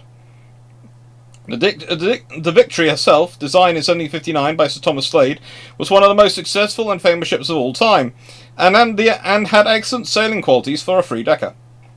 A 90-gun ship was affected by the same trends as the 74. Beginning with Slade's Sandwich class of 1755-9, the quarterdeck was left unarmed, and extra guns were placed on the gun decks. Thus, windage and top weight were reduced, and the armament increased. In 1773, there was a further change of policy. 8 guns were to be fitted to the quarterdeck, making the ships into 98s. However, they remained quite different from the 100-gun ships. The 98s had 32-pounders on lower decks, 18-pounders on the middle decks, and 12-pounders on the upper decks, while the contemporary 100-gun ships had 42-pounders, 24-pounders, and 12-pounders. For a brief time, there was a convergence between the British and French in the building of three-deckers. The Ville de Paris, one of the few French 90-gun ships, was begun at Rochefort in 1757. launched in 1764. Along with the Royal Louis, launched in 1759, she signalled the beginning of the revival of the three-decker in France. She took the reduction of the upper works even further than the English 90s, and had no forecastle or poop, and only a small quarterdeck. Eventually, she was built up to carry a much heavier armament. In the French naval revival which followed the 7 Years' War, funds were raised from the towns and provinces, and the names of the ships often refer to this. The Bretagne, launched in 1766, was the only other three-decker and was a 100-gun ship. Again, she followed the trend of taking guns away from the upper works, for she had only 6 guns on the quarterdeck and forecastle. The real revival of the three-decker in France began with the renewed war against England in support of Americans. 4 ships of 110 guns were launched in 1780. They were slightly longer than the Bretagne, but most had a similar gun arrangement on the 3 main decks. 16 guns were now fitted on the upper works, so that they were rated as 110 gun ships. The Spanish also turned to the three-decker, though they built upwards rather than lengthwise. Their most famous ship of the post-7 Years' War period was the Santissima Trinidad, launched at Havana in 1769.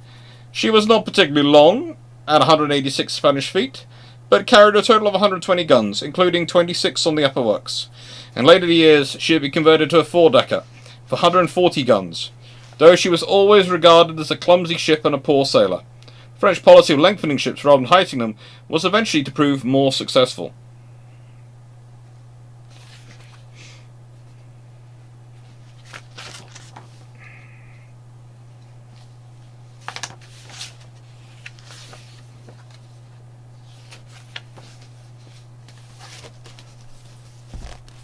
It's a good book. And again, it's a good overview of the period.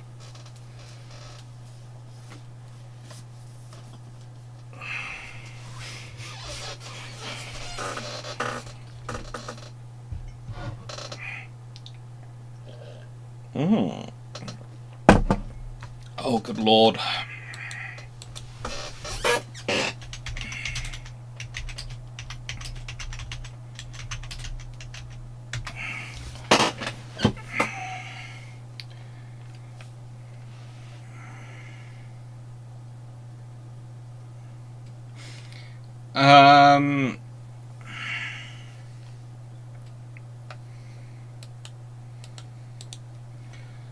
Well, live oak is an evergreen, isn't it? If I remember correctly.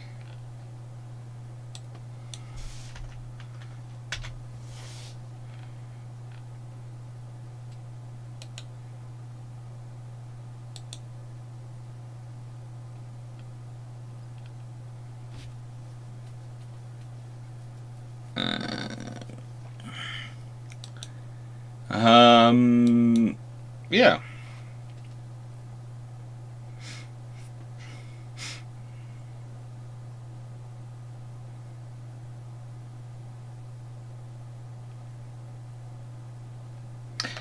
I'm not even sure if they're even the same family. I do know they're very good at shipbuilding.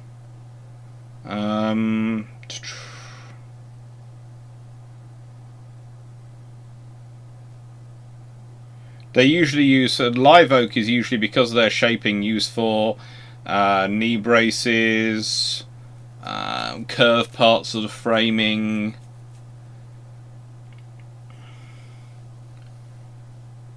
Because of their shape of the tree, they're often not good for planking. They usually, in America, they usually use red oak, or what they call red oak, or white oak. If I'm not mistaken, English oak, what's it known elsewhere as? It's oh, not that one. Quercus.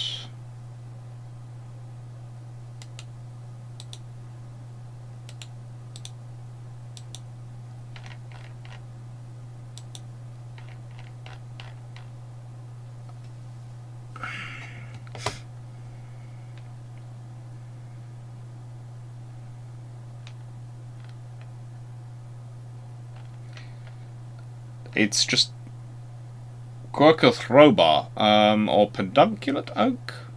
That doesn't sound right. That doesn't sound right to me. Sorry, you've made me have to open not only... This is going to sound terrible. I opened my notes and went, that doesn't make sense. So I've opened, and I will say this quite openly, I have gone to Wikipedia because they have pictures along with names and it's in English.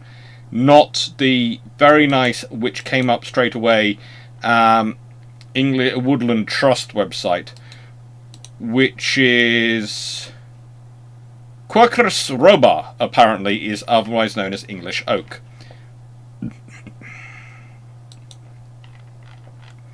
Which is also known as, I think, the common oak? Sorry, again, it's the joy. I can always tell when something's been put down in the gardens around us because I suddenly start burping and start having an itchy nose and all sorts of things.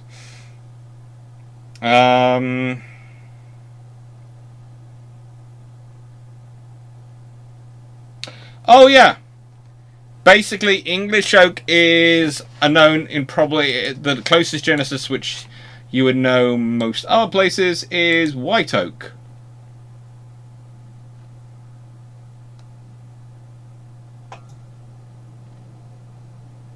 So yeah, white oak is what you'd be otherwise be looking for. Differences.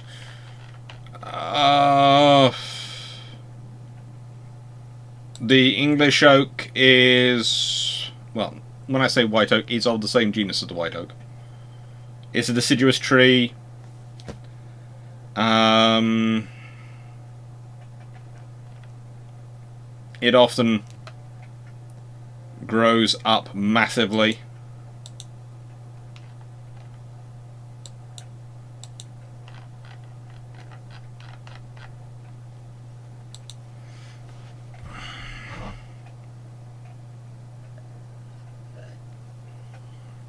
I am watching Tanavaga. Quercus Lealex is the evergreen one, and it is oak.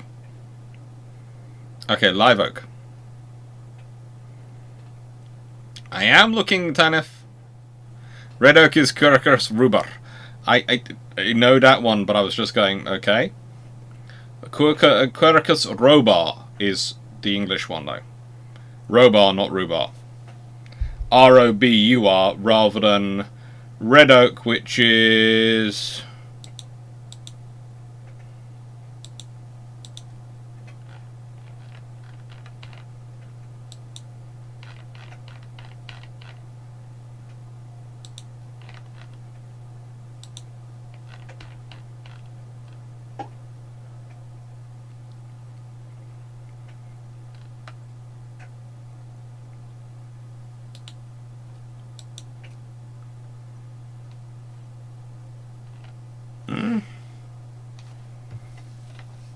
This is just confusing me.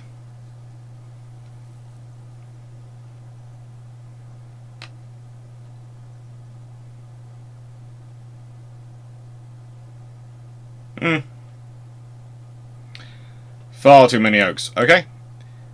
Can we all accept that the person who should be answering this question should be the person who taught me most about carpentry? And that would be my father and my grandfather, who could literally tell wood, could look at the grain of a plank in front of them and tell me exactly what type of tree it came from. Whereas there's me, who has enough to go in and go, I know what type of wood I need for this situation. I need either, I need a sappy wood, I need that sort of thing. And enough to work it through. I should probably do more of a better study on that one. Rubra. Red oak is rubra. Yes, English oak is robra. I think they're different. But there again, it could be that the websites are just confusing me.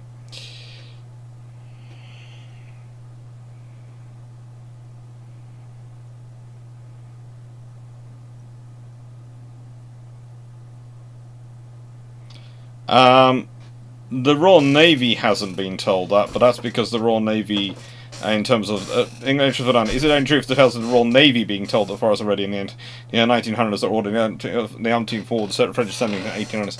No, because the Royal Navy had kept already passed on the management to the National Forestry Commission, and that was a different scenario. Whereas the Dutch had a different scenario going on.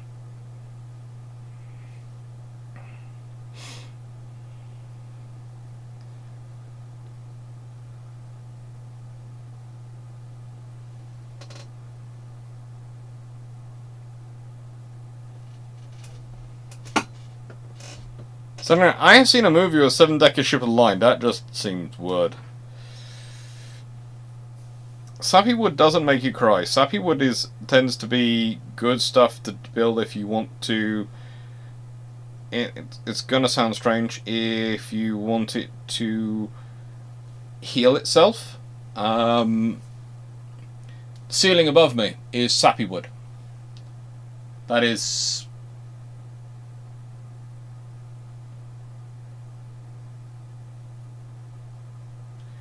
See me a second. Haven't looked directly up in a while. Now checking out my ceiling.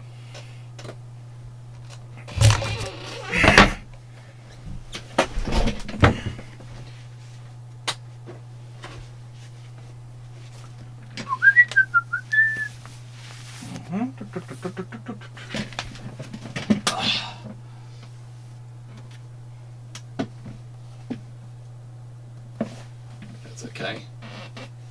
That's okay. It's starting to dry out, and that's got sap up. That's okay. That's okay. So, if I borrow this a second. Hello, yes, you're coming up in my ceiling. This is probably not a good idea for me.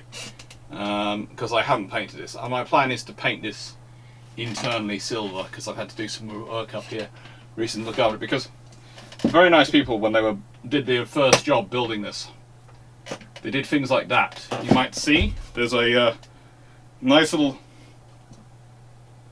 I'm not sure if I'm. Oh, good. Of course, I've got things covering it.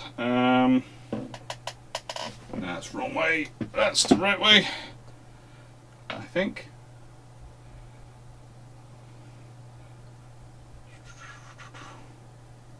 Yeah.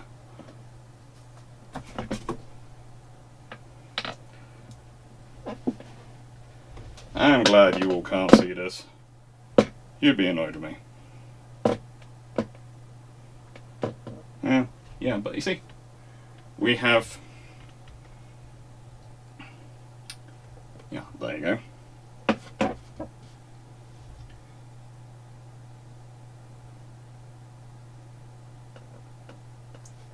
I've had to patch the roof where the nails they put in originally for the roofing have come through, and had to fill it in and sort it out. But as things, if you've done it properly, and if they hadn't done such a butcher's job with the nails, the actual sap of the wood would be sealing the gaps and preventing it, and making sure that, as well as the lining and stuff we've got on outside, because we have got things outside the wood to help protect it and protect the roof, preventing liquid coming through, which is why you want sappy wood for your roof. It's fairly good quality timber. It really is. But yeah, there's some nice sap. Can't zoom in any more than that, but you can see the sap coming out. Where they've managed to damage it, I've had to use special filler. And when I say special filler, I mean very, very fancy, very expensive special Ronseal filler. Which is actually really good stuff. But it comes in a jar, and it comes in a double can, and it's something you mix very carefully. So,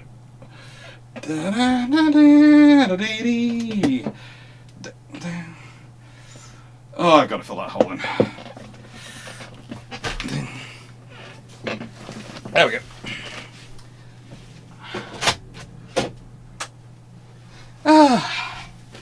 Right. Joys of being an A-list terrain. I'll see him do it.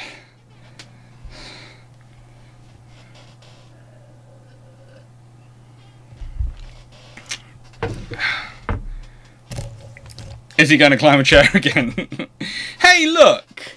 I'm very skilled and accomplished at climbing chairs. Takes skill to do that.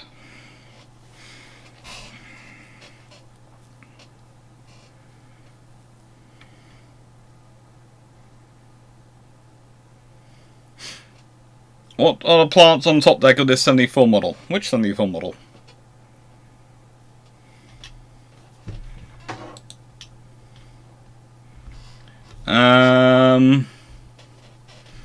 So it should not have plants on top of it.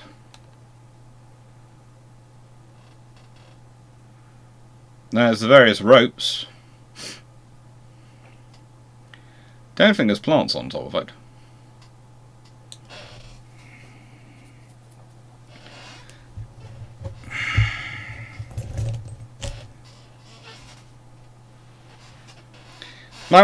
During the World War II, with the building of so many wooden ships and boats, did the forest of building ships line come into use again? Yes and no. Yes, a lot of the same forest management techniques and some of the same wood did, but you have to remember a lot of the wooden ships in this period were built of ply and various other things, so there's a different structure going on in terms of what they're being built.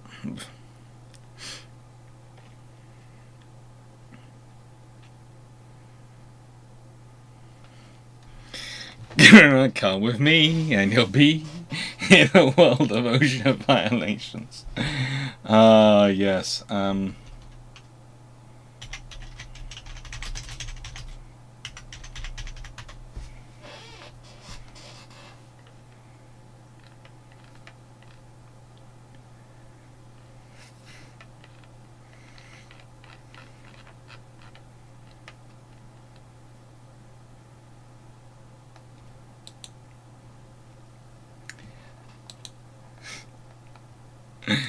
There is a difference between building at home than building in nicest way.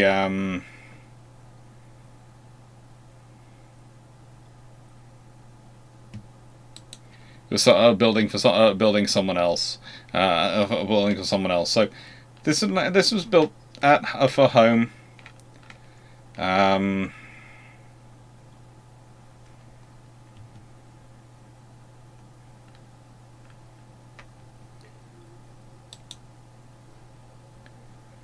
If I remember correctly, yeah, we have.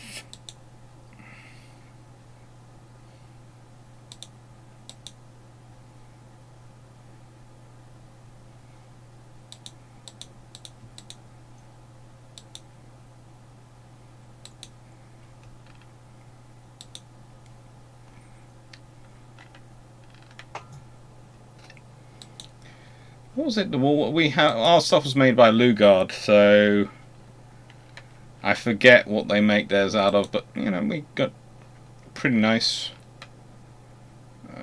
What was the wood made of? I've used it for all sorts of things now since we've had it.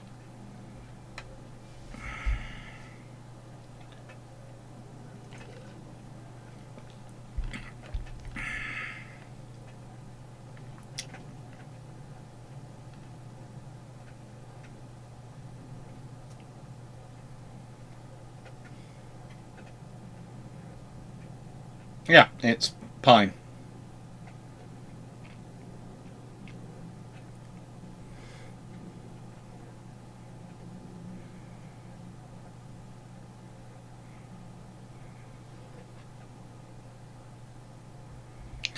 Michael, can I have demonstrated Claire Chan? Take next level. Claire Chan with Fluffy's assistance.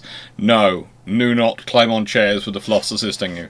They jump up and try. They do not like it. Neither of them appreciate my ability to climb chairs. One runs around the base of the chair, going absolutely nuts, trying to almost, I swear, create their own sort of hurricane going around it, and the other one basically just jumps up and goes, "No, get off! You're at risk." And sort of going, "Yes, you jumping up at me is putting me at risk."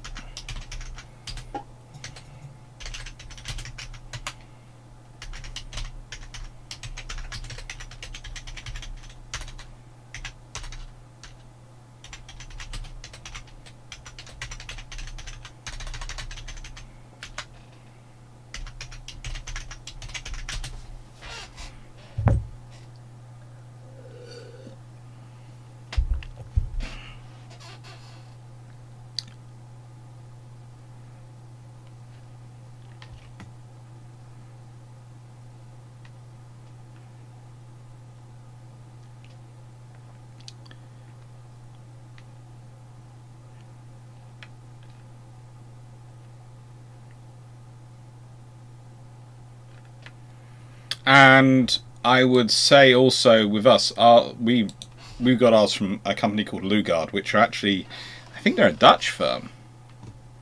Came from Netherlands.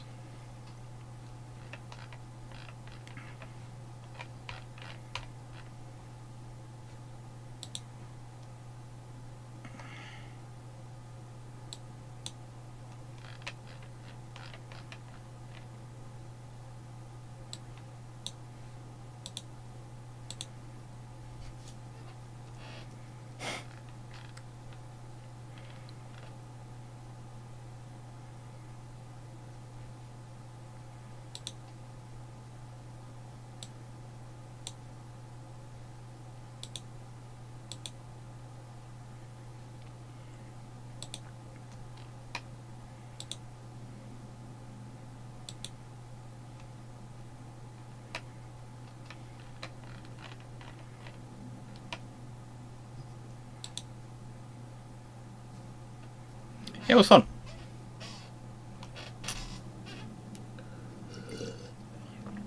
The fluffs do have stickers, yes. The wool does not show up as well as the chonk, because I think in this way that's just Raleigh's face.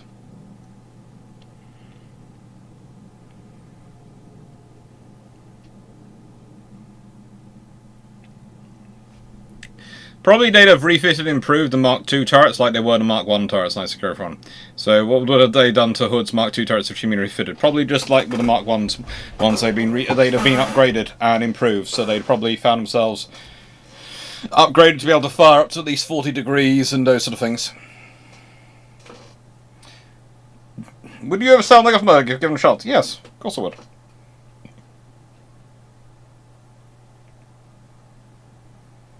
So is the wood marked up here in the UK still classified as a street resource, just in case the Royal Palace or HMS Victory needs some oak timbers? There is actually protection on them for that sort of reason. Yes.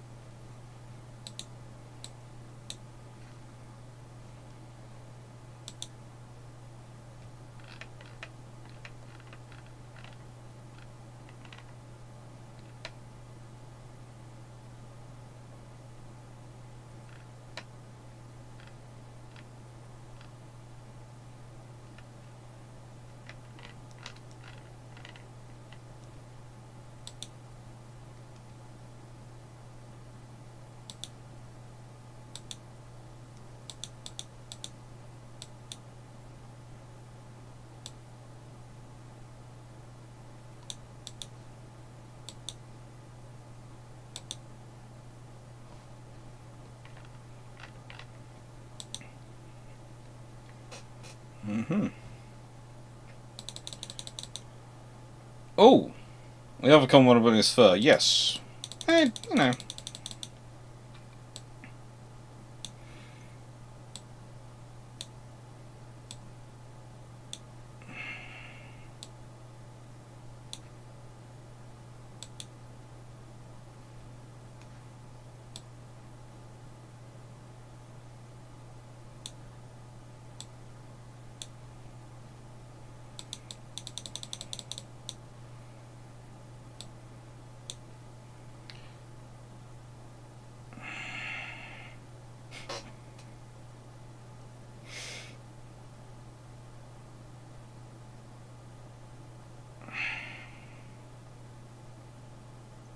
That's right. Would you agree it's lazy to just copy the...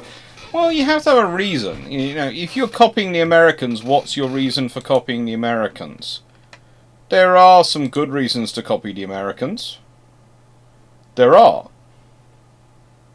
But there's also some not so good reasons to copy the Americans.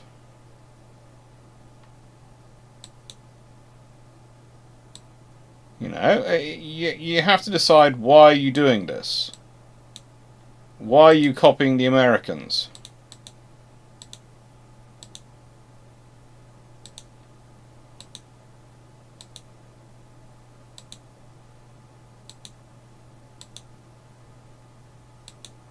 What do you want to gain from copying the Americans? That's a big question. What are you gaining from copying the Americans?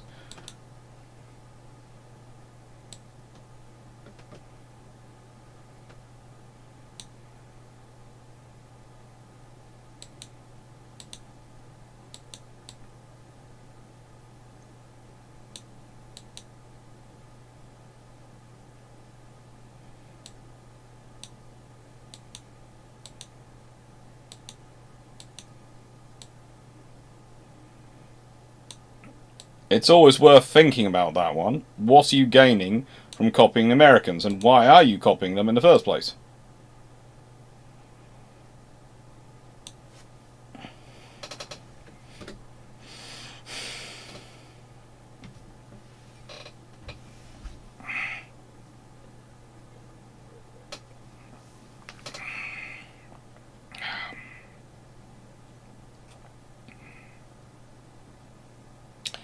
So, in your opinion, which of the developments in the construction was the most significant in the age of sail in the 17th and 18th century?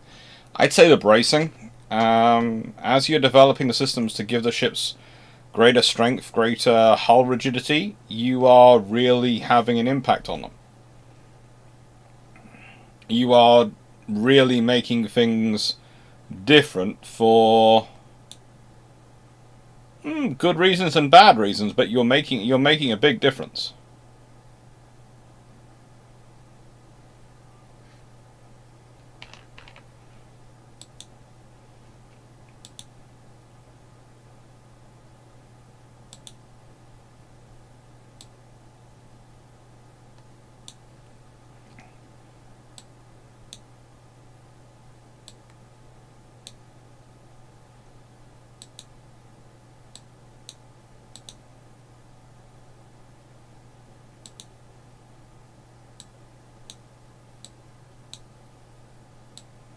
So yeah, bracing. Sorry, Let me just share what I've just been playing around on my screen, trying to sort out. Because I was trying to demonstrate the shipbuilding scenario going on. And I appear to have managed to make it go absolutely nuts.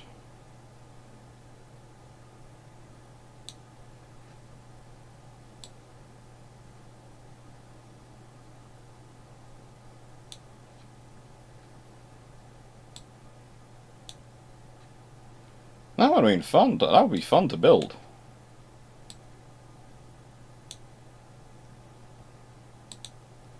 That would be fun to build.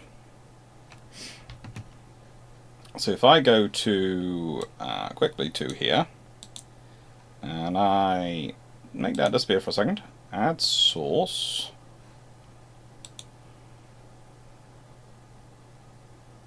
Lugard configurator. There you go. I remembered this tool. This was why I really liked Lugard when I was doing it, because I could do all this. I can muck around with the various systems, and I could design exactly what I wanted. So basically, I could get this is how the kit came, and then of course, you can adjust the things and go right. Then what kind of roof do I want? I've got a 17-degree roof apparently here. Okay, no.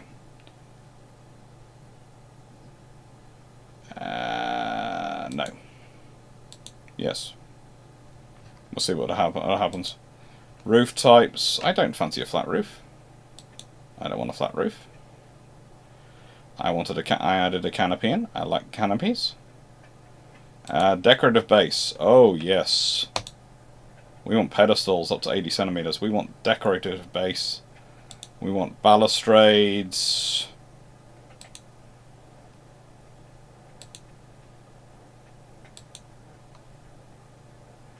We want, nice things going around, because I put pots in there and...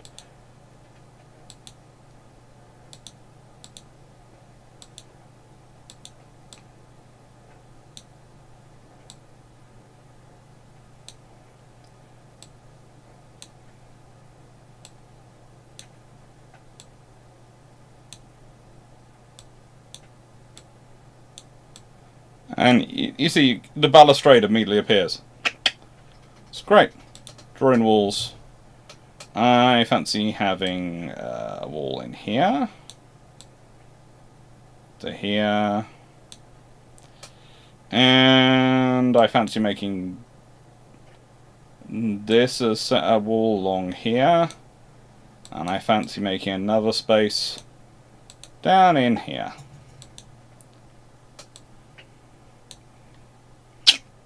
And then you can go in to the building, more correctly, and you can see around inside. And you can add in windows and all sorts of things. It was fun. It was fun doing it all. Anyway. This is the trouble, because I looked it up going, what wood did I build this out of? And so I ended up looking at the thing again.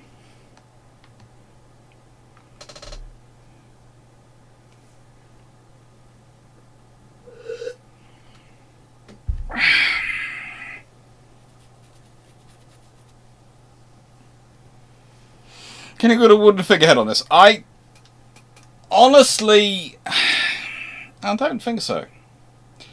But as you all know, we have been looking recently because of various things going on in this area, and because there is realities of the situation we're in terms of family ages and dynamics and things. We're looking at, I'm having to do a lot of work at this house, and then I move out, or moving to somewhere where we can have separate accommodations on the same site, if that makes sense. So sort of an annex or something scenario for me to live in. And yeah, the idea is going, oh well, if we get a smaller property, we'd have to, with a bigger garden, we could get our new offices and do our offices again. I'm going, I love this little wooden office, I really do. But I do not want to go through the debate again of whether I get to build it, or whether we get someone else in to build it. Because, no. Just let me build it, please.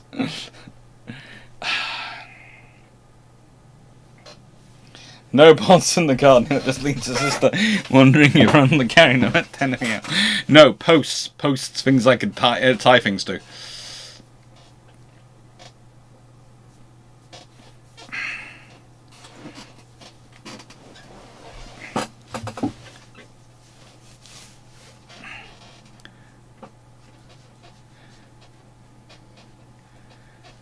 Well, it was, you know, me mucking around with the various options.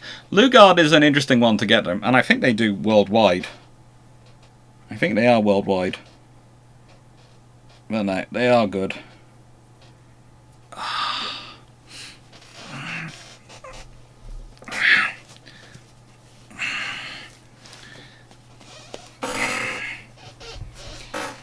Actually, I had heard Victory was a model used as a model for successive first rates. To what extent did she influence third rates? Not as much, because they had other options for going for third rate for options there. Isn't that what's concrete? There are many options for tying down those pots, and all will be taken.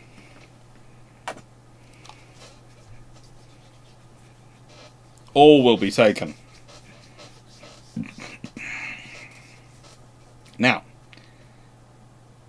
nice to say everyone, correct me if I'm wrong, but if a superpower Britain were designing success to Ocean, wouldn't we base more on what they got right in the Ocean Alba and Invincible Sea than what and what went wrong? It would probably be, if Britain was using those originally. But the thing is, if Britain was a superpower nation, the odds are they didn't have those ships in the first place. The odds are they went with a very different mix of ships. This is the problem. Once you get into sort of Britain, okay, Britain's become a superpower. When did it become a superpower? Overnight in 1990s, that's going to be a very different scenario than it being a superpower from 1945 onwards.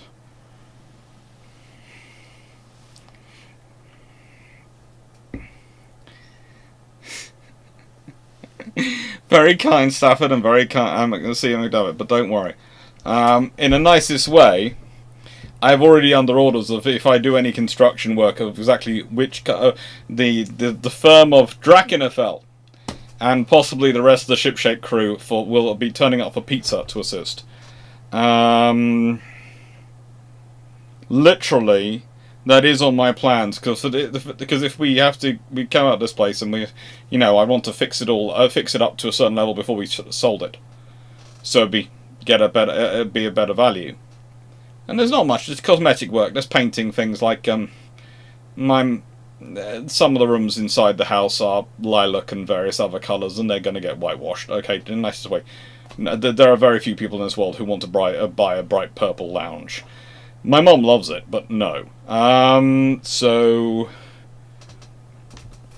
yeah, things would have to happen. So I have already told the shipshape crew they will be getting pizza. And if we do that, and then if we're going into a new place, well, sorting out that as well will also be fun.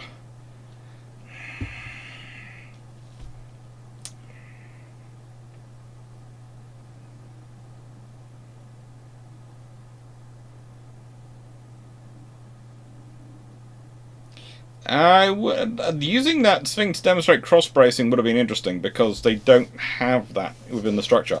Although, there is actually cross-bracing going on in this room, because you won't know it, but there's cross-bracing down below here on this level, this shelf leveling. And there's cross-bracing up at the top as well. To support those two areas, there's cross-bracing, and I've put them in along the walls and various forms of bracing.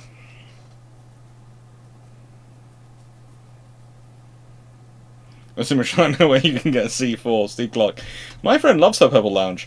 Yes, the thing is, people like to be able to imagine their own colours on there, so if you have it painted purple, they don't like it, so you paint it white.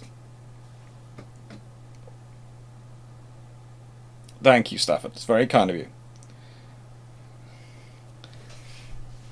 In the nicest way, what we probably do is offer you to come and, you know, if we're doing enough of ship, if it turns out we are moving and it turns into enough of a project for Shipshape team, we might well go, we're doing Shipshape building our new headquarters. Because they have warned me, if I get an annex, it becomes the headquarters of Shipshape. I'm not sure if that's fair, but you know, that's where it's come from.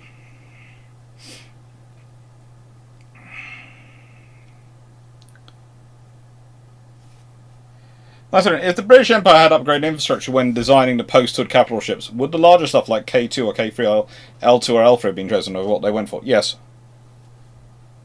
They'd love to go with the larger stuff. Honestly, they might have gone even larger.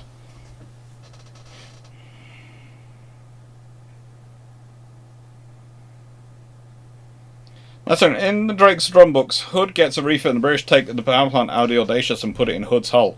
Would this be something the British might do in her 1942 reconstruction? No.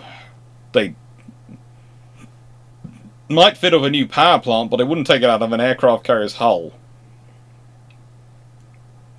I'm not sure when I'm not sure when they think the power plant goes into an aircraft carrier's hull or any ship's hull, but yeah, no. No, that's not what you... Nicest way, if it's advanced enough that you're putting the power plant inside the hull, you're about to launch the ship. And you're just putting in the top bracing, etc. There isn't much left to go on the top before you launch it. And that... You're not gonna... Yeah, no, you don't do that.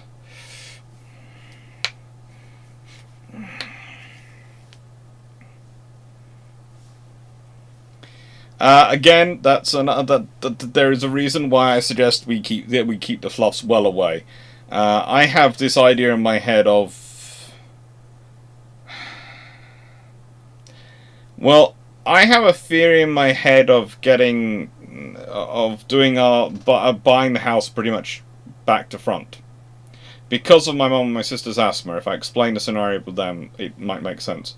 My idea is to get a mortgage on this place, use that money to buy the next place, get the next place up to standard so that it's fine, all done, move my mum and sister, sort this place out, sell this place off, use the money from this to pay off the mortgage. That's my idea. As that, I think, is the best scenario for both moving the dogs and moving the humans. Because it means at no point do I run the risk of my mother and sister having to be in temporary accommodation and fluffs getting covered in paint. It's probably the more expensive route to do it, but it also seems to be the most sensible one for all the other factors.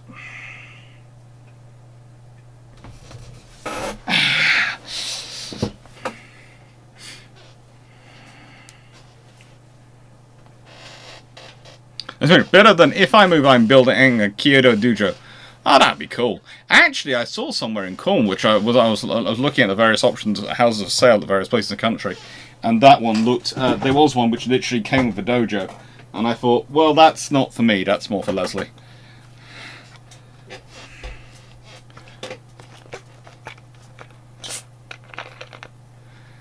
That's good. I don't think I've heard Alex saying no so many times in such a short time since someone suggested that everything was conducted competently.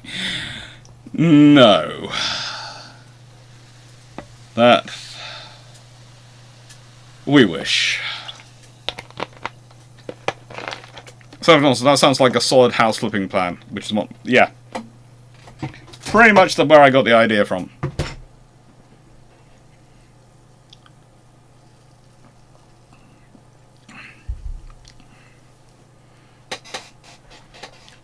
Nice thing, how quickly would the Americans and Japanese want the treaty if the British were going to build the 52,000-ton K3 and 51,100-ton L3?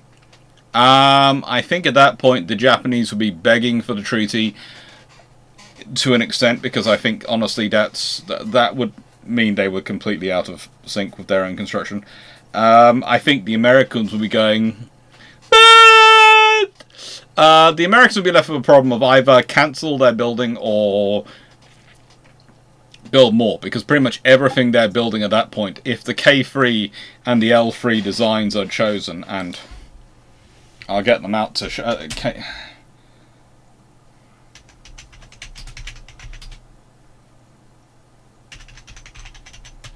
See if I can find...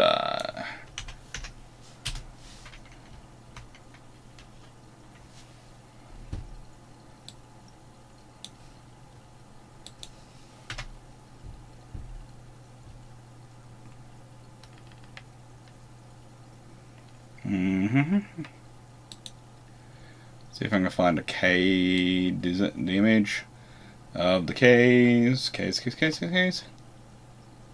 No.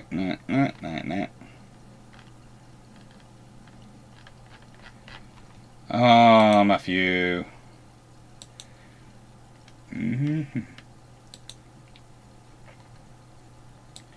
Warship projects. Please tell me you have the pictures. You do have the pictures. Oh, thank you, Warship projects. Seriously, where would I be without you half the time? If in doubt, Warship pictures. Warship projects then have the pictures. You've gone for K3 or a K2, K3. Well, let's go with the K3, the L3s.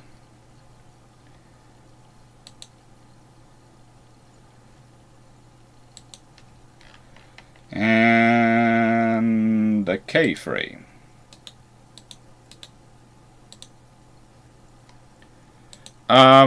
Honestly,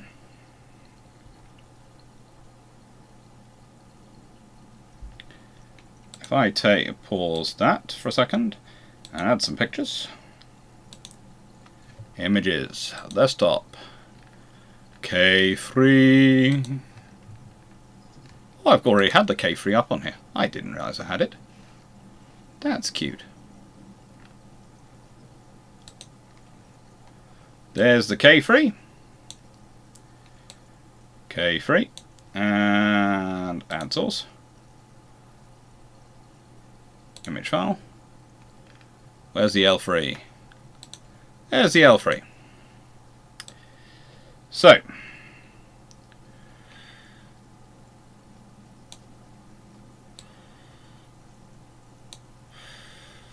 If I do that. That's it, back here. Hello everyone. So, you can see there's a reason why. The K3, let's go through this sort of nicely. In terms of capabilities, the K3 was going to have 9 18-inch guns, 45 caliber. Please note, this is another thing, I'm not picking the 18-inch 45 out of my behind, because for strange enough, all the 18-inch guns, which the Royal Navy's looking at in 1919, 1920, are 18-inch 45s. Okay? So again, there is some reasoning. It's not just the unfinished nature of the cut nature of the... both these ships are carrying 9 18-inch guns. And the L1 has a top speed of... I think it's 25 knots. Yeah, the L3 has a top speed of 25 knots, but is a battleship, most definitely.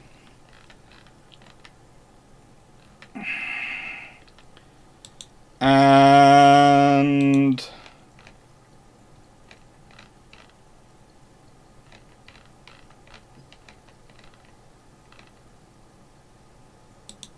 the K is a battle cruiser and has a top speed of 30 knots.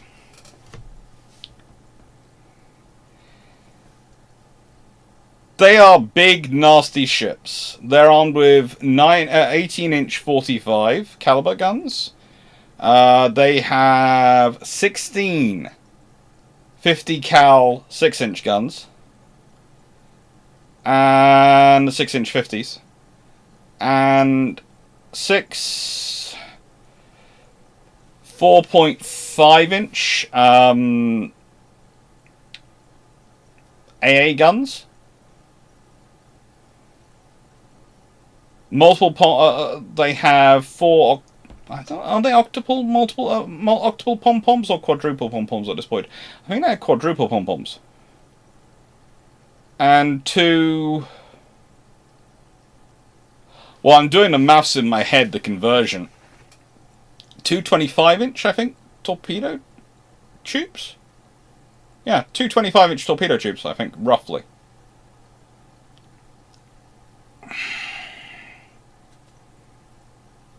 Alright, 24-inch. 24 times... no, they're are they 24.5-inch? They're 622mm torpedo tubes. They are absolutely beasts of ships. And if the Royal Navy had built them, battleship, battle cruiser, 30 knots battleship, 25 knots 25 knots battleship, 30 knots battle cruiser.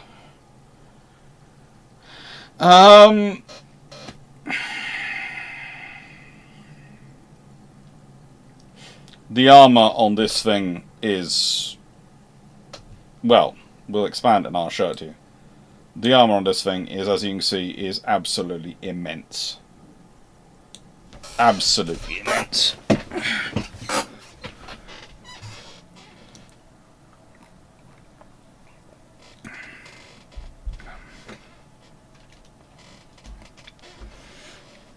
And it's all angled armor. And then the armor on this thing is not exactly light either.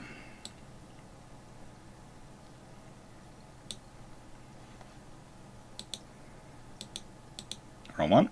Right one.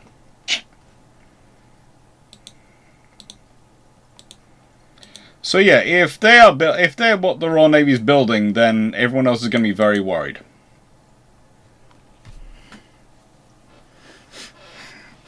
.4-inch torpedoes.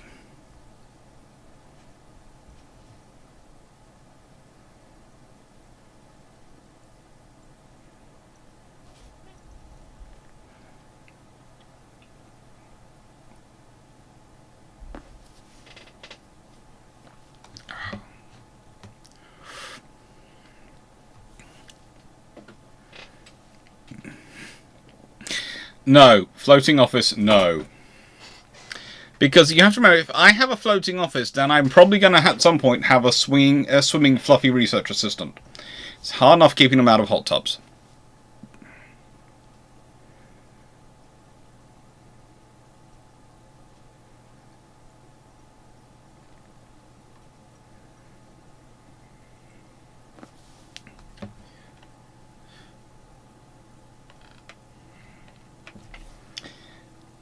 Now, that's right. How plausible is it that in a non-Empire decline scenario, the Adelaide-class frigate that the Aussies buy are domestic-built and the Anzac FFG is an Anglo-Aussie-Kiwi project, not a German MECO design? It's quite possible if the Empire's not declined and they've got enough links still going. Yeah.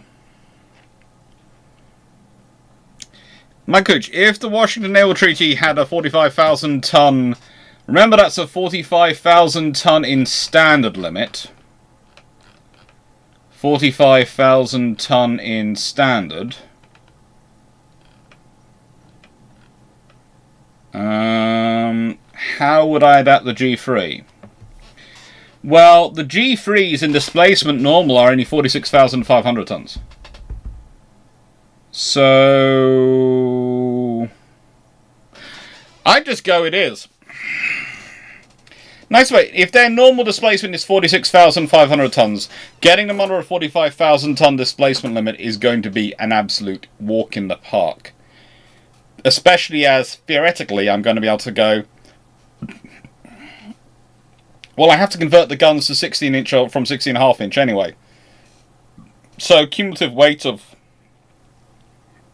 shells and everything going down means I can claim it's under within 5. I can claim it's under straight away.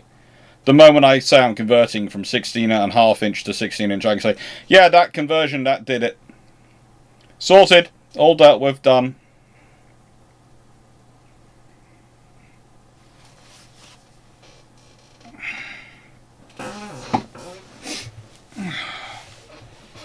What on earth is going on with those armor belts? Lots.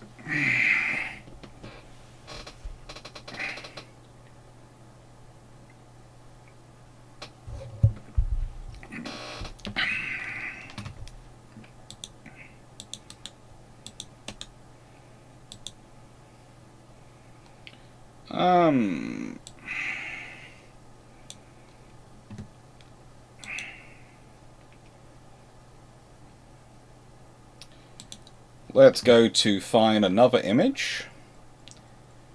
And let's talk about the G3s.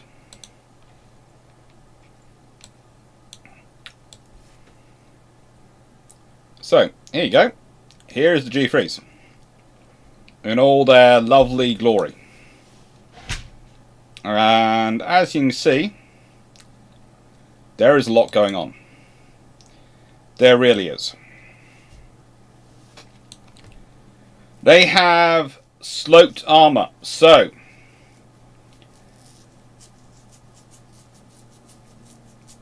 there is a belt forward around the magazines which is 356 millimeters thick, sloped at 25 degrees.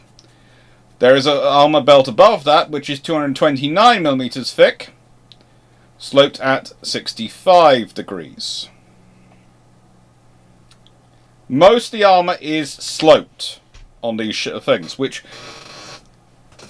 is designed very specifically from the point of view of it makes it thicker if you are hitting it dead on, but also means it changes the angle if you've got plunging fire, etc. on it.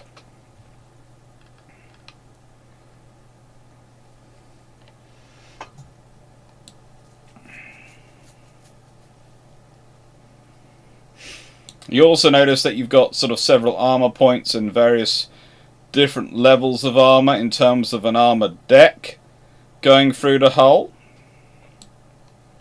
Armor around various things, including the torpedo tubes. Oh. I'm not keen on having torpedo tubes myself. Frankly, I would have got rid of those. But, you know, the Royal Navy has always got a level of tradition going on. Always has a level of tradition.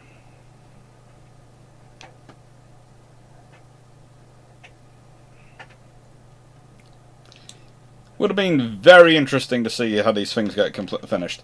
I have a sneaking suspicion myself that another thing they'd have probably done to preserve, to keep it under the full, say they were putting on 45,000 tons, is probably done the thing which I think they should have done from the beginning, in which case C turret would have been moved to connect up with A and B and swap round a superstructure, and then you've got superstructure space between them and the boiler rooms.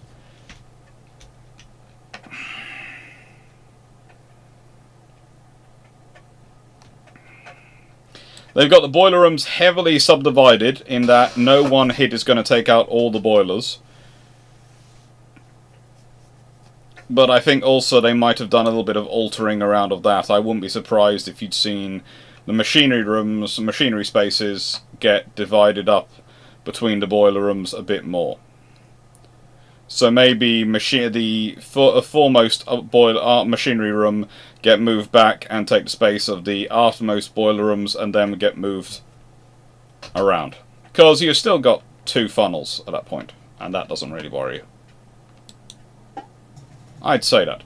Myself, I wouldn't be surprised if those changes were made in construction. And thank you to Magic Chokshi and the lovely Warship projects. Because frankly, without them, I wouldn't have these lovely diagrams to be able to use. And as I'm using them for education, I'm hoping that's fair use, and I hope they don't mind.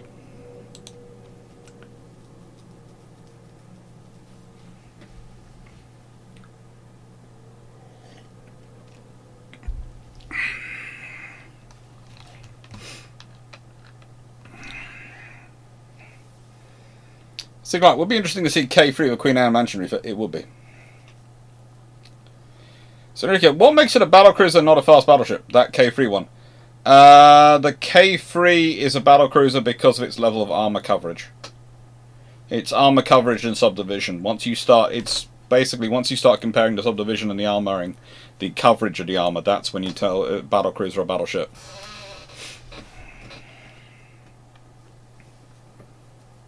So, then have I wouldn't even have the 16.5-inch turrets hiding in the storage. I'd have the guns still capable of fitting the 16.5-inch barrel, but I had a 16-inch barrels fitted in them. Because it's very easy to make a turret which can take a 16.5-inch barrel and then fit it with a 16-inch barrel.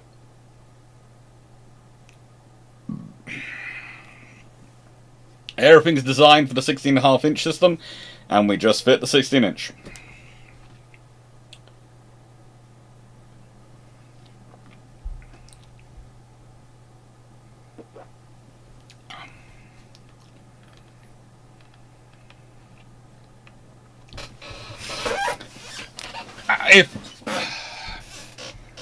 Let's put this way. So the G3s had a maximum speed of 33 knots, Michael Cooch.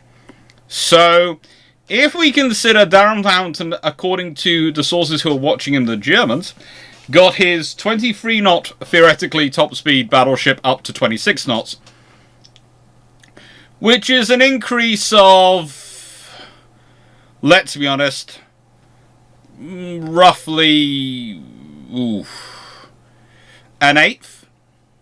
Okay? Roughly an eighth.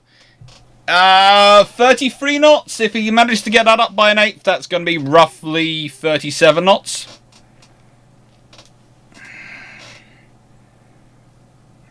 The Brook, in other words, bigger neurons. Yes.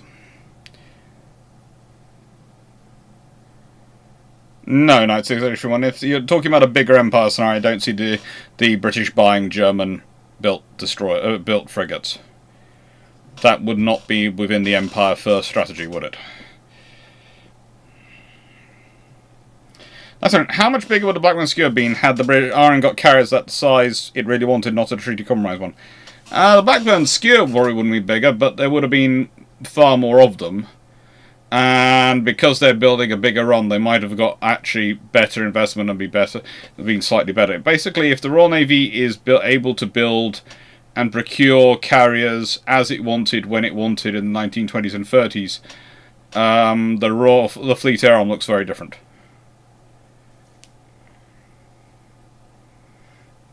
So, Narkinero, would the cross-bracing style allow for 200 guns first rate or make single-decker fourth rates viable? Not really. To do that, you'd have to do so many changes to make that work. It'd be blooming impossible. Basically, to make something which has got... For starters, if you're making a 200-gun ship, that's the equivalent of 200-gun first rates. Why? 200-gun first rates are probably going to be more useful than a single 200 ship, because you can put them in more places. Secondly, a single-decker fourth rate, there's actually a few of those that wander around, which have a single gun deck, and are pretty much a fourth rate by the end of the time. So, yeah, that's that's viable, but a 200-gun first rate, no. Guess there's no real need for it. You build it and then you go, oh. It's kind of like the very large Santa de Trinidad and other large super first rates which the Spanish and the French built. You had them. Woohoo! What are you going to do with them? Well, they're going to sit here.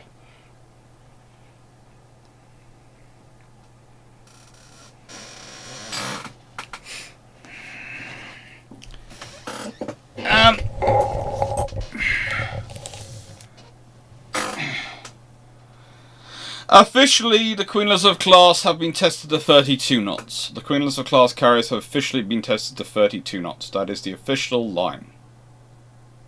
Okay?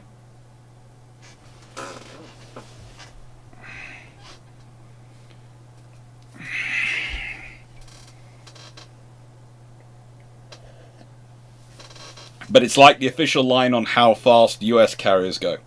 It's like there's a... It's like they try... There's currently a debate...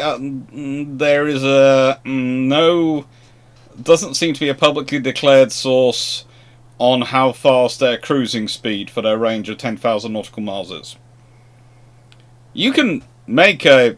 You could make an informed decision based on what everything else in the Royal Navy has as its cruising speed, and go, but officially it's not declared.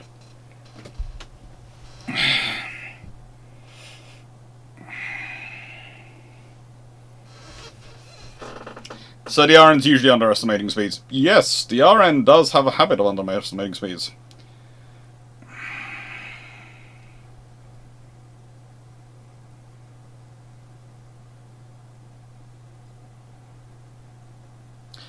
Well, for starters, it wasn't Cunningham's attack plan for Taranto. It was Andy Boyd's. Was it Andy Boyd? No, why am I saying Andy Boyd? I think I'm saying the wrong... I don't know why I'm saying Andy Boyd. I'm sure that's the wrong name. I said it very confidently, but then my brain went, no, I'm reckoning I read it in Andy Boyd's book. It's not... it's Lumley Lister. Yeah, the Lumley Lister's attack plan for Taranto. So I will correct that one. Why was it? I was reading it in Andy Boyd's book, yes, and that's why. Name association. It's fun when you're dyslexic. Always been... the attack plan, basically, if you have all those fighters, is... probably some of the fighters actually go along with the strike. How many... well, odds are...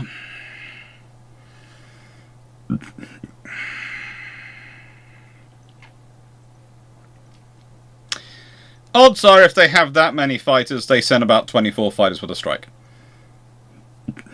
The dive bombers and the torpedo bombers, well, get divided up into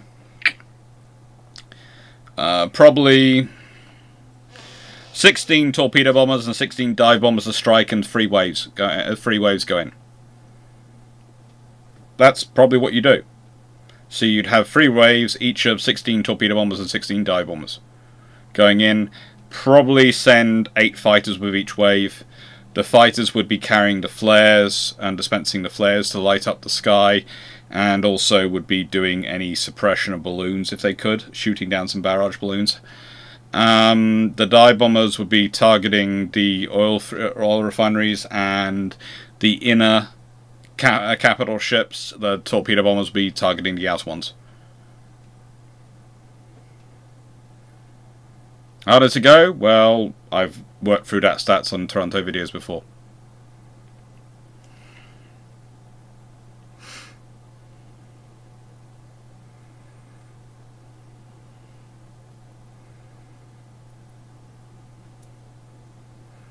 So no, you get a displacement budget of 100,000 tons for a battleship to build. Is it for an individual battleship, or can I build multiple? Because then I can think of certainly enhanced vessels that I could build.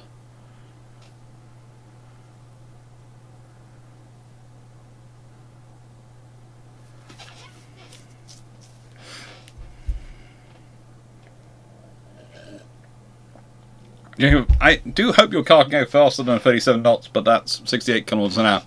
42 imperial miles an hour. Yeah, it's basically the speed limits.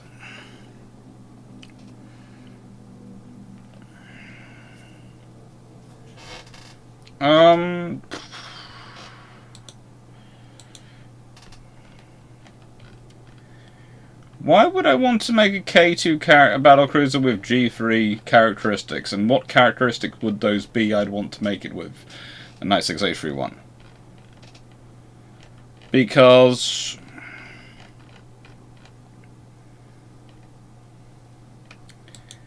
I'm going to make a K2. with G3 characteristics.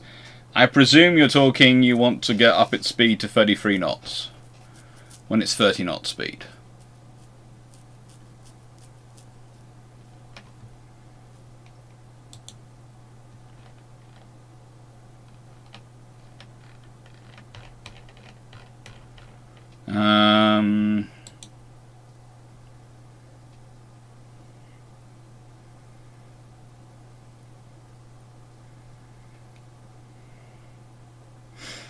Honestly, it's possible, but you're probably going to want to lengthen it so you can narrow it, so its beam is proportionally narrower, and you want to let's see.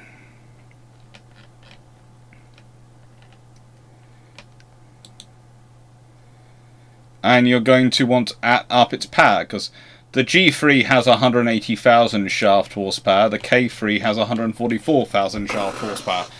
So 36,000 shaft horsepower and about, I reckon off the top of my head, and this is the top of my head, about 5 to 10 meters extra length, and you would be talking 33 knots quite happily.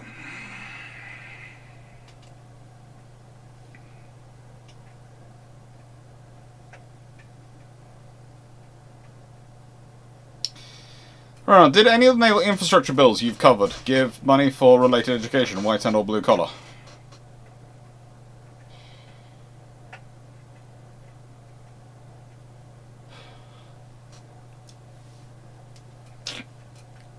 It's gonna sound strange. There are bills and things which go through for the training and the setting up of facilities to train apprentices.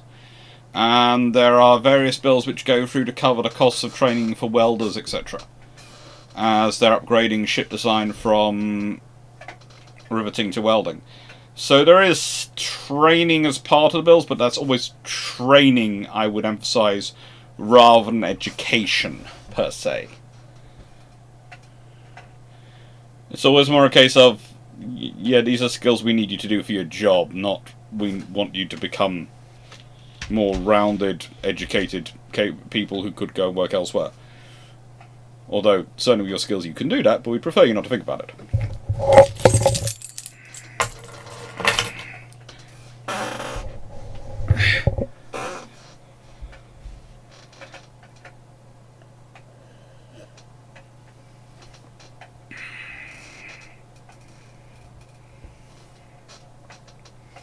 Right.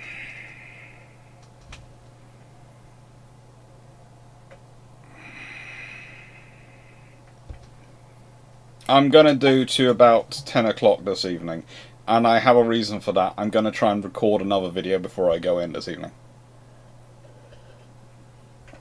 Because I'm behind on my recording because of issues for last week, and I want to make sure I have all the videos done for while I'm away, or rather while I'm travelling, because I'm going to be back at the house for a bit, but I'd really rather not have to, when I'm back at the house, come running out here and have to be recording. I'd like to just come out here and hide in my office for a bit and do a bit of work and writing, rather than have to worry about recording and all sorts of things over the next 2 weeks, because as I think I've said in at least one video, I'm going to be, during this, I do a third of my annual mileage in these 2 weeks every year.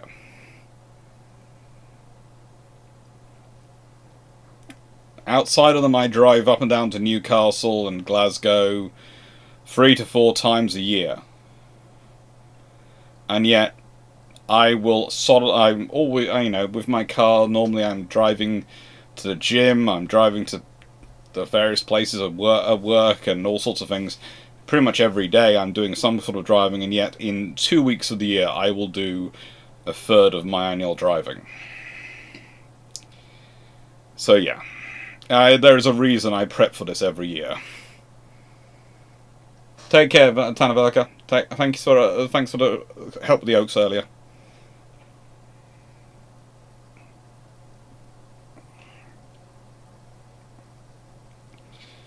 That's right. What reasoning might the British go for to get a carrier weighing tonnage limit of 24,000 tons standard? If the British would have been happy with that, as long as the cumulative amount stayed the same. So, as long as they could get The British calculated they need a minimum of 7 carriers, right? Which is where they settled on the 22,000, 23,000 tons, because they were sort of going, well, you know, what point can we get it? Because, well, they need at least 6. They prefer 7. So, as long as they've got a limit which allows them to get, let's say, 144,000 tons worth of carriers, and so they can build 6 24,000 ton, they'll be happy. 5 27,000 ton carriers isn't enough for the Royal Navy, because that's not in enough places, and that's the real problem. It's one of the things which sometimes people are strange, because you know, these nations are building 27,000 ton carriers. Why is Britain building carriers so much smaller? It's because Britain doesn't care about carriers. No, it's because they do care about carriers, but they need them in more places. And you can make the case, well, you know, what's the point of having a smaller, less capable carrier that you know, when you know, rather than fewer bigger ones? Well, because you need them in places, and the difference is having no carrier or having a smaller carrier. It's better to have the smaller carrier. And if you have to fight the bigger carriers, you bring more of your smaller carriers along.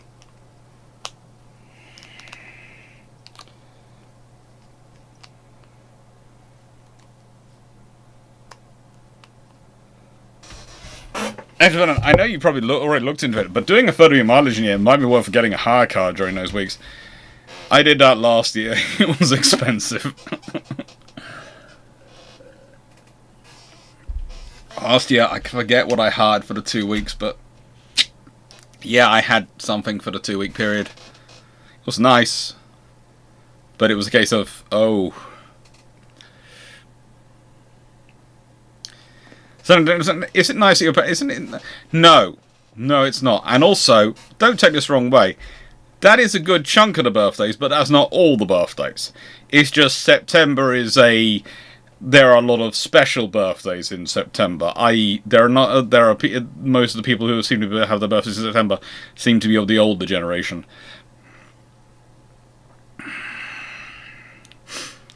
Nice one. So what did the US do? The RN has 10 battleships with 18-inch, 11 battleships with 16-inch, and 10 battleships with 14-inch, and 5 battlecruisers with 18-inch, and 3 battlecruisers with 16-inch, and 5 battleships with 14-inch. And I just... well, probably the Americans have equivalents. If the British have all that... So basically, you're asking what did the Americans do if the British have 31 battleships with 14-inch or bigger guns, and 13 battlecruisers with 14-inch or bigger guns. So 44 ships. Well, the USN's probably built up some numbers as well. They probably don't have quite that many, because that's probably an effect of the building competition with Germany at some point in that. So the British having that. And again, the Japanese, if the Japanese have...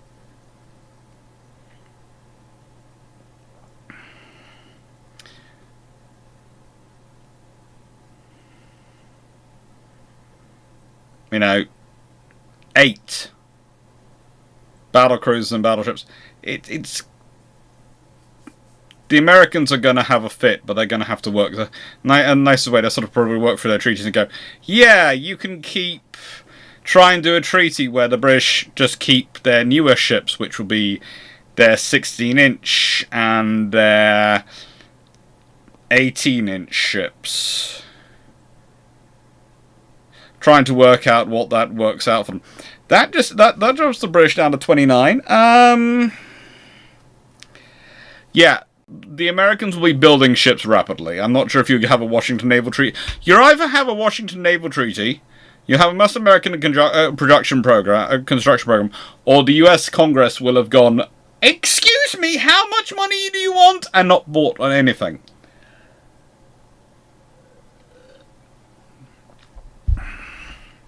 My cooch, if you were part of the British delegation at Washington Naval Treaty, how would you, and you found out about the US bugging your hotel room, how would you exploit this knowledge for the best effect?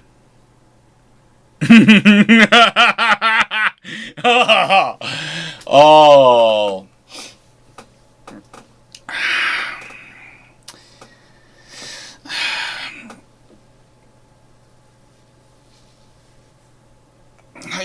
now you're saying that the British didn't find out and didn't exploit it. That's an assumption. I would probably have a lot of steaming sounding rows where the debates were settling between two levels which were all higher than what the Americans wanted to give us, and just see. I would have sort of announcements coming from, this has come through from London. Red lines. If these are crossed, we're to walk away from the conference. We must maintain Hood. We have to be allowed to complete the G-freeze. We cannot fall below a 20 capital ships. That is our minimum number for protecting the empire. We have to be able to have a certain number of carriers. You know, that sort of thing. And it would be a case of constantly emphasizing the red lines and basically have everyone in the room delegation make sure they knew their gig, which would be to go, that's far too small, we'll argue for more. Far too small, that's bare minimums. And basically have the Americans worried about just how much the British want, and so the Americans keel over to give us everything so they still get an agreement.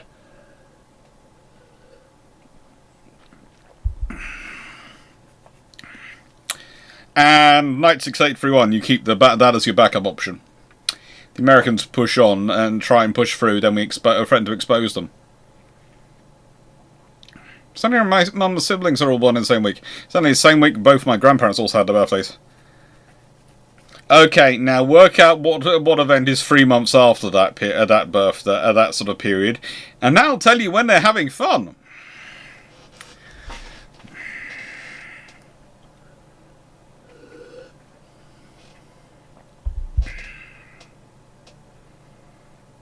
No idea, Knight 6831.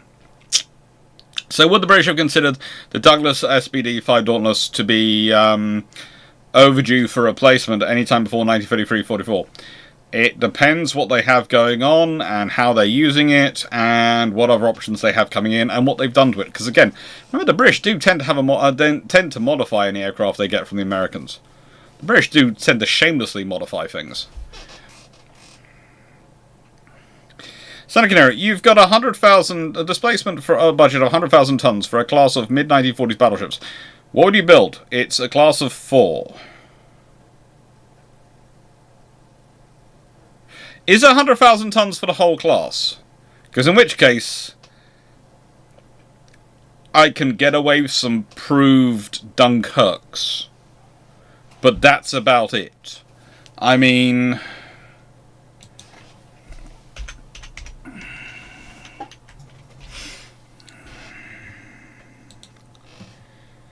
they are 26,500 tons standard, the Dunkirks.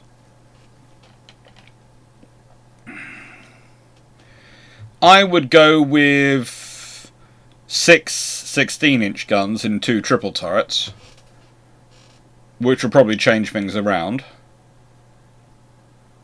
And I'd probably settle for 28 knots. If they're,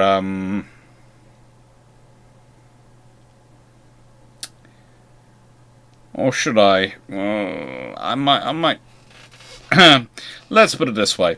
Considering the construction capabilities of the British yards versus the French yards, the various systems going on, I'm fairly sure I could bring 2 Dunkirk-style 4 vessels of Dunkirk style, but with 2 triple 16-inch turrets. Forward in at 25,000 tons standard, and that would be it for a top speed of aimed officially 28 knots. Renan, what happens if there is, by hand wavium, an unaligned British Alsace nation in the middle of the Pacific with similar natural resources within their borders? Seem no great reduced imperial holdings and similar building capacity as IGN, but the economy defeat it. Do they get invited to treaties, and does this allow the IGN to get their 70%? Probably they get a matching equivalent to the IJN.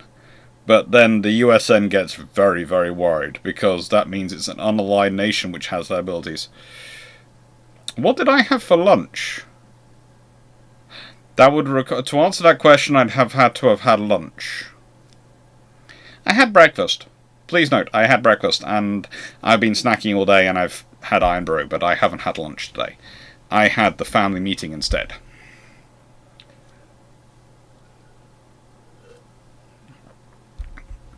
$100,000 tons per ship in the mid-1940s. What would I design?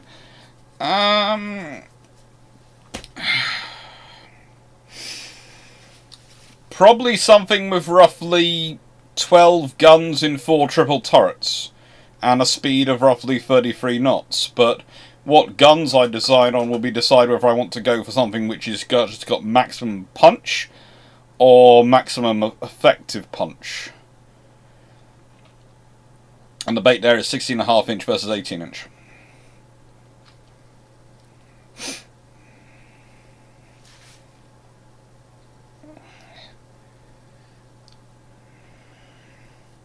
Take care, Colin Goswick.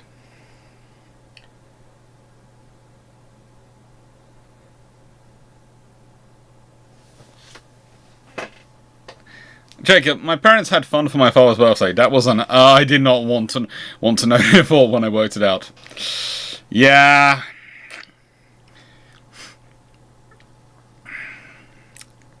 Let's put it this way. Me and my sister are in the March and April. And my dad's birthday, early July.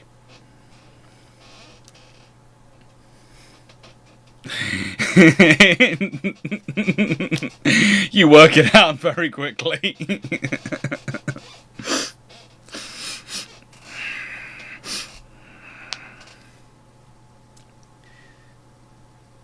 I actually think the British assumed the Americans would bug their rooms but couldn't prove it.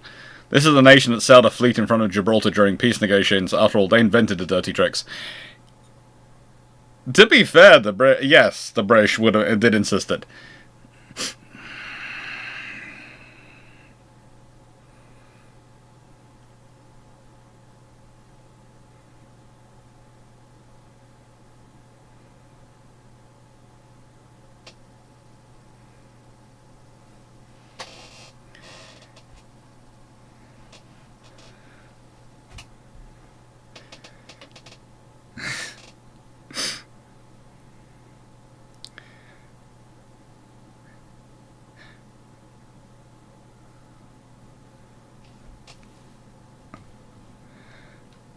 I don't know. Also, was it? Well, sister's cooking, and I am eating fine. But I also have a lot of presents to buy for, so in the nicest way, if I forget to eat, I'm not too bothered. And I had a lot of food yesterday.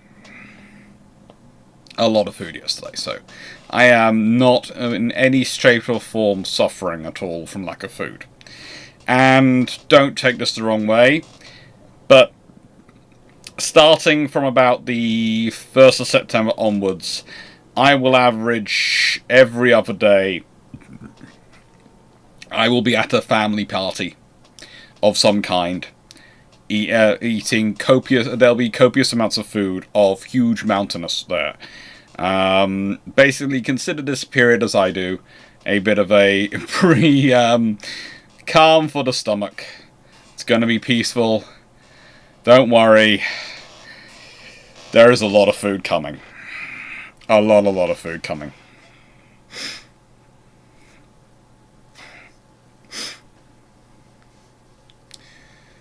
Oh, family meetings. I love them dearly. I love the family dearly. They're wonderful. It's a lovely family, but yeah. It's the only family I know which has a running bureaucracy to organise it, to get events and get together. But that's because there are so many of us. There is reasons for that.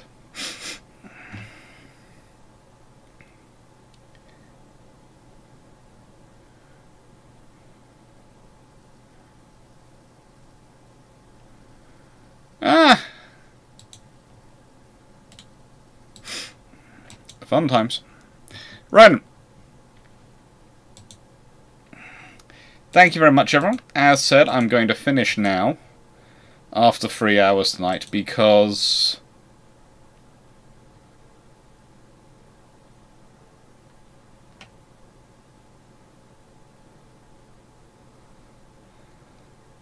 well, you know...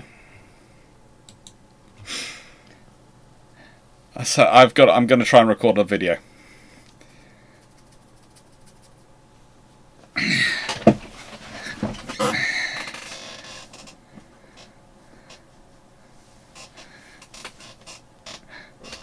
Take care, my coach. Thank you, John Shea. Thank you, Senek Nera. Thank you, Abzalski. Thank you, DG40. Thank you, Steve Clarke. Ins Morrison. Thank you, Otrus Dunn. Thank you, Dick Richards. Thank you, Calvin Gesberg. Thank you, 96K31. Thank you, everyone, for being here. Hope you enjoyed. I'm just going to end the Q&A now. Actually, Dick Richards has a question. Been reviewing a lot of the Marines Islands campaign the last 2 weeks. How does the forward naval fire control work? Lots of reference to it and them doing it. Basically, it's the same as fire control that they do now when they do naval gunfire support. So basically, you have usually a naval party ashore, or at least an artillery, especially trained artillery officer, with a naval telegraphist or a naval radioman who can communicate in the terminology which Navy speak and understand, and they will send their coordinates in to the Navy. The Navy just programs the coordinates in, much like they're doing their normal firing table, and will compute it out and fire. Advantage is the target isn't moving. Does help. Anyway.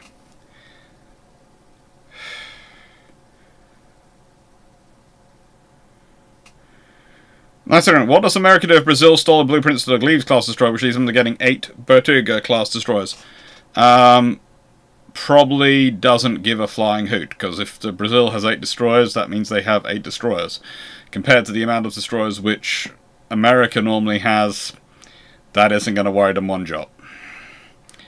The only advantage they might have is they might go, well, we're selling you parts for that, aren't we?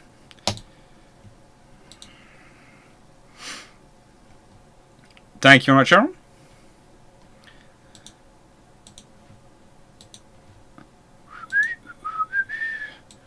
Oh, now I made it go long. Yeah, there you go. Thank you, Richards. Thank you, everyone. Thank you, Leslie Mitchell. Thank you, Jacob. Why does it do that? I will never know. Because, wait, that's only going back the last 40 minutes now. So I can't go back to previous people. It's just wrong. Thank you very much for watching. Hope you enjoyed, and take care. Bye. Have fun. And please, link below is to this video if you haven't seen the Great Ships one. It was one of my favourites to do. Take care.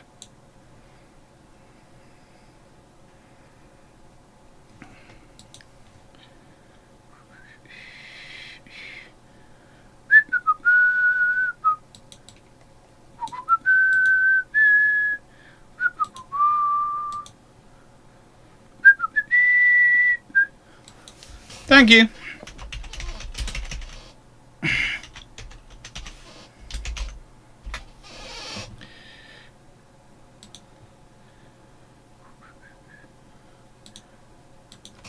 Thank you, Sharon. Thank you, Baron Newman, and thank you, Mole's Revenge. Thank you, Jack Ray. Thank you, Paul from Chicago. Thank you, everyone who's been on here. I've tried to find a bit of the up the live chat to make it go back further, so I could make sure I said thank you to everyone. But YouTube is not cooperating on that front. It really isn't.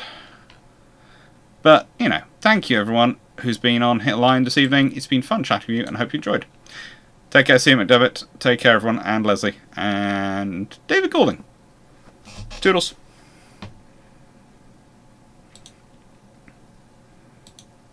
Wrong one. Right one. Da da da da bum ba.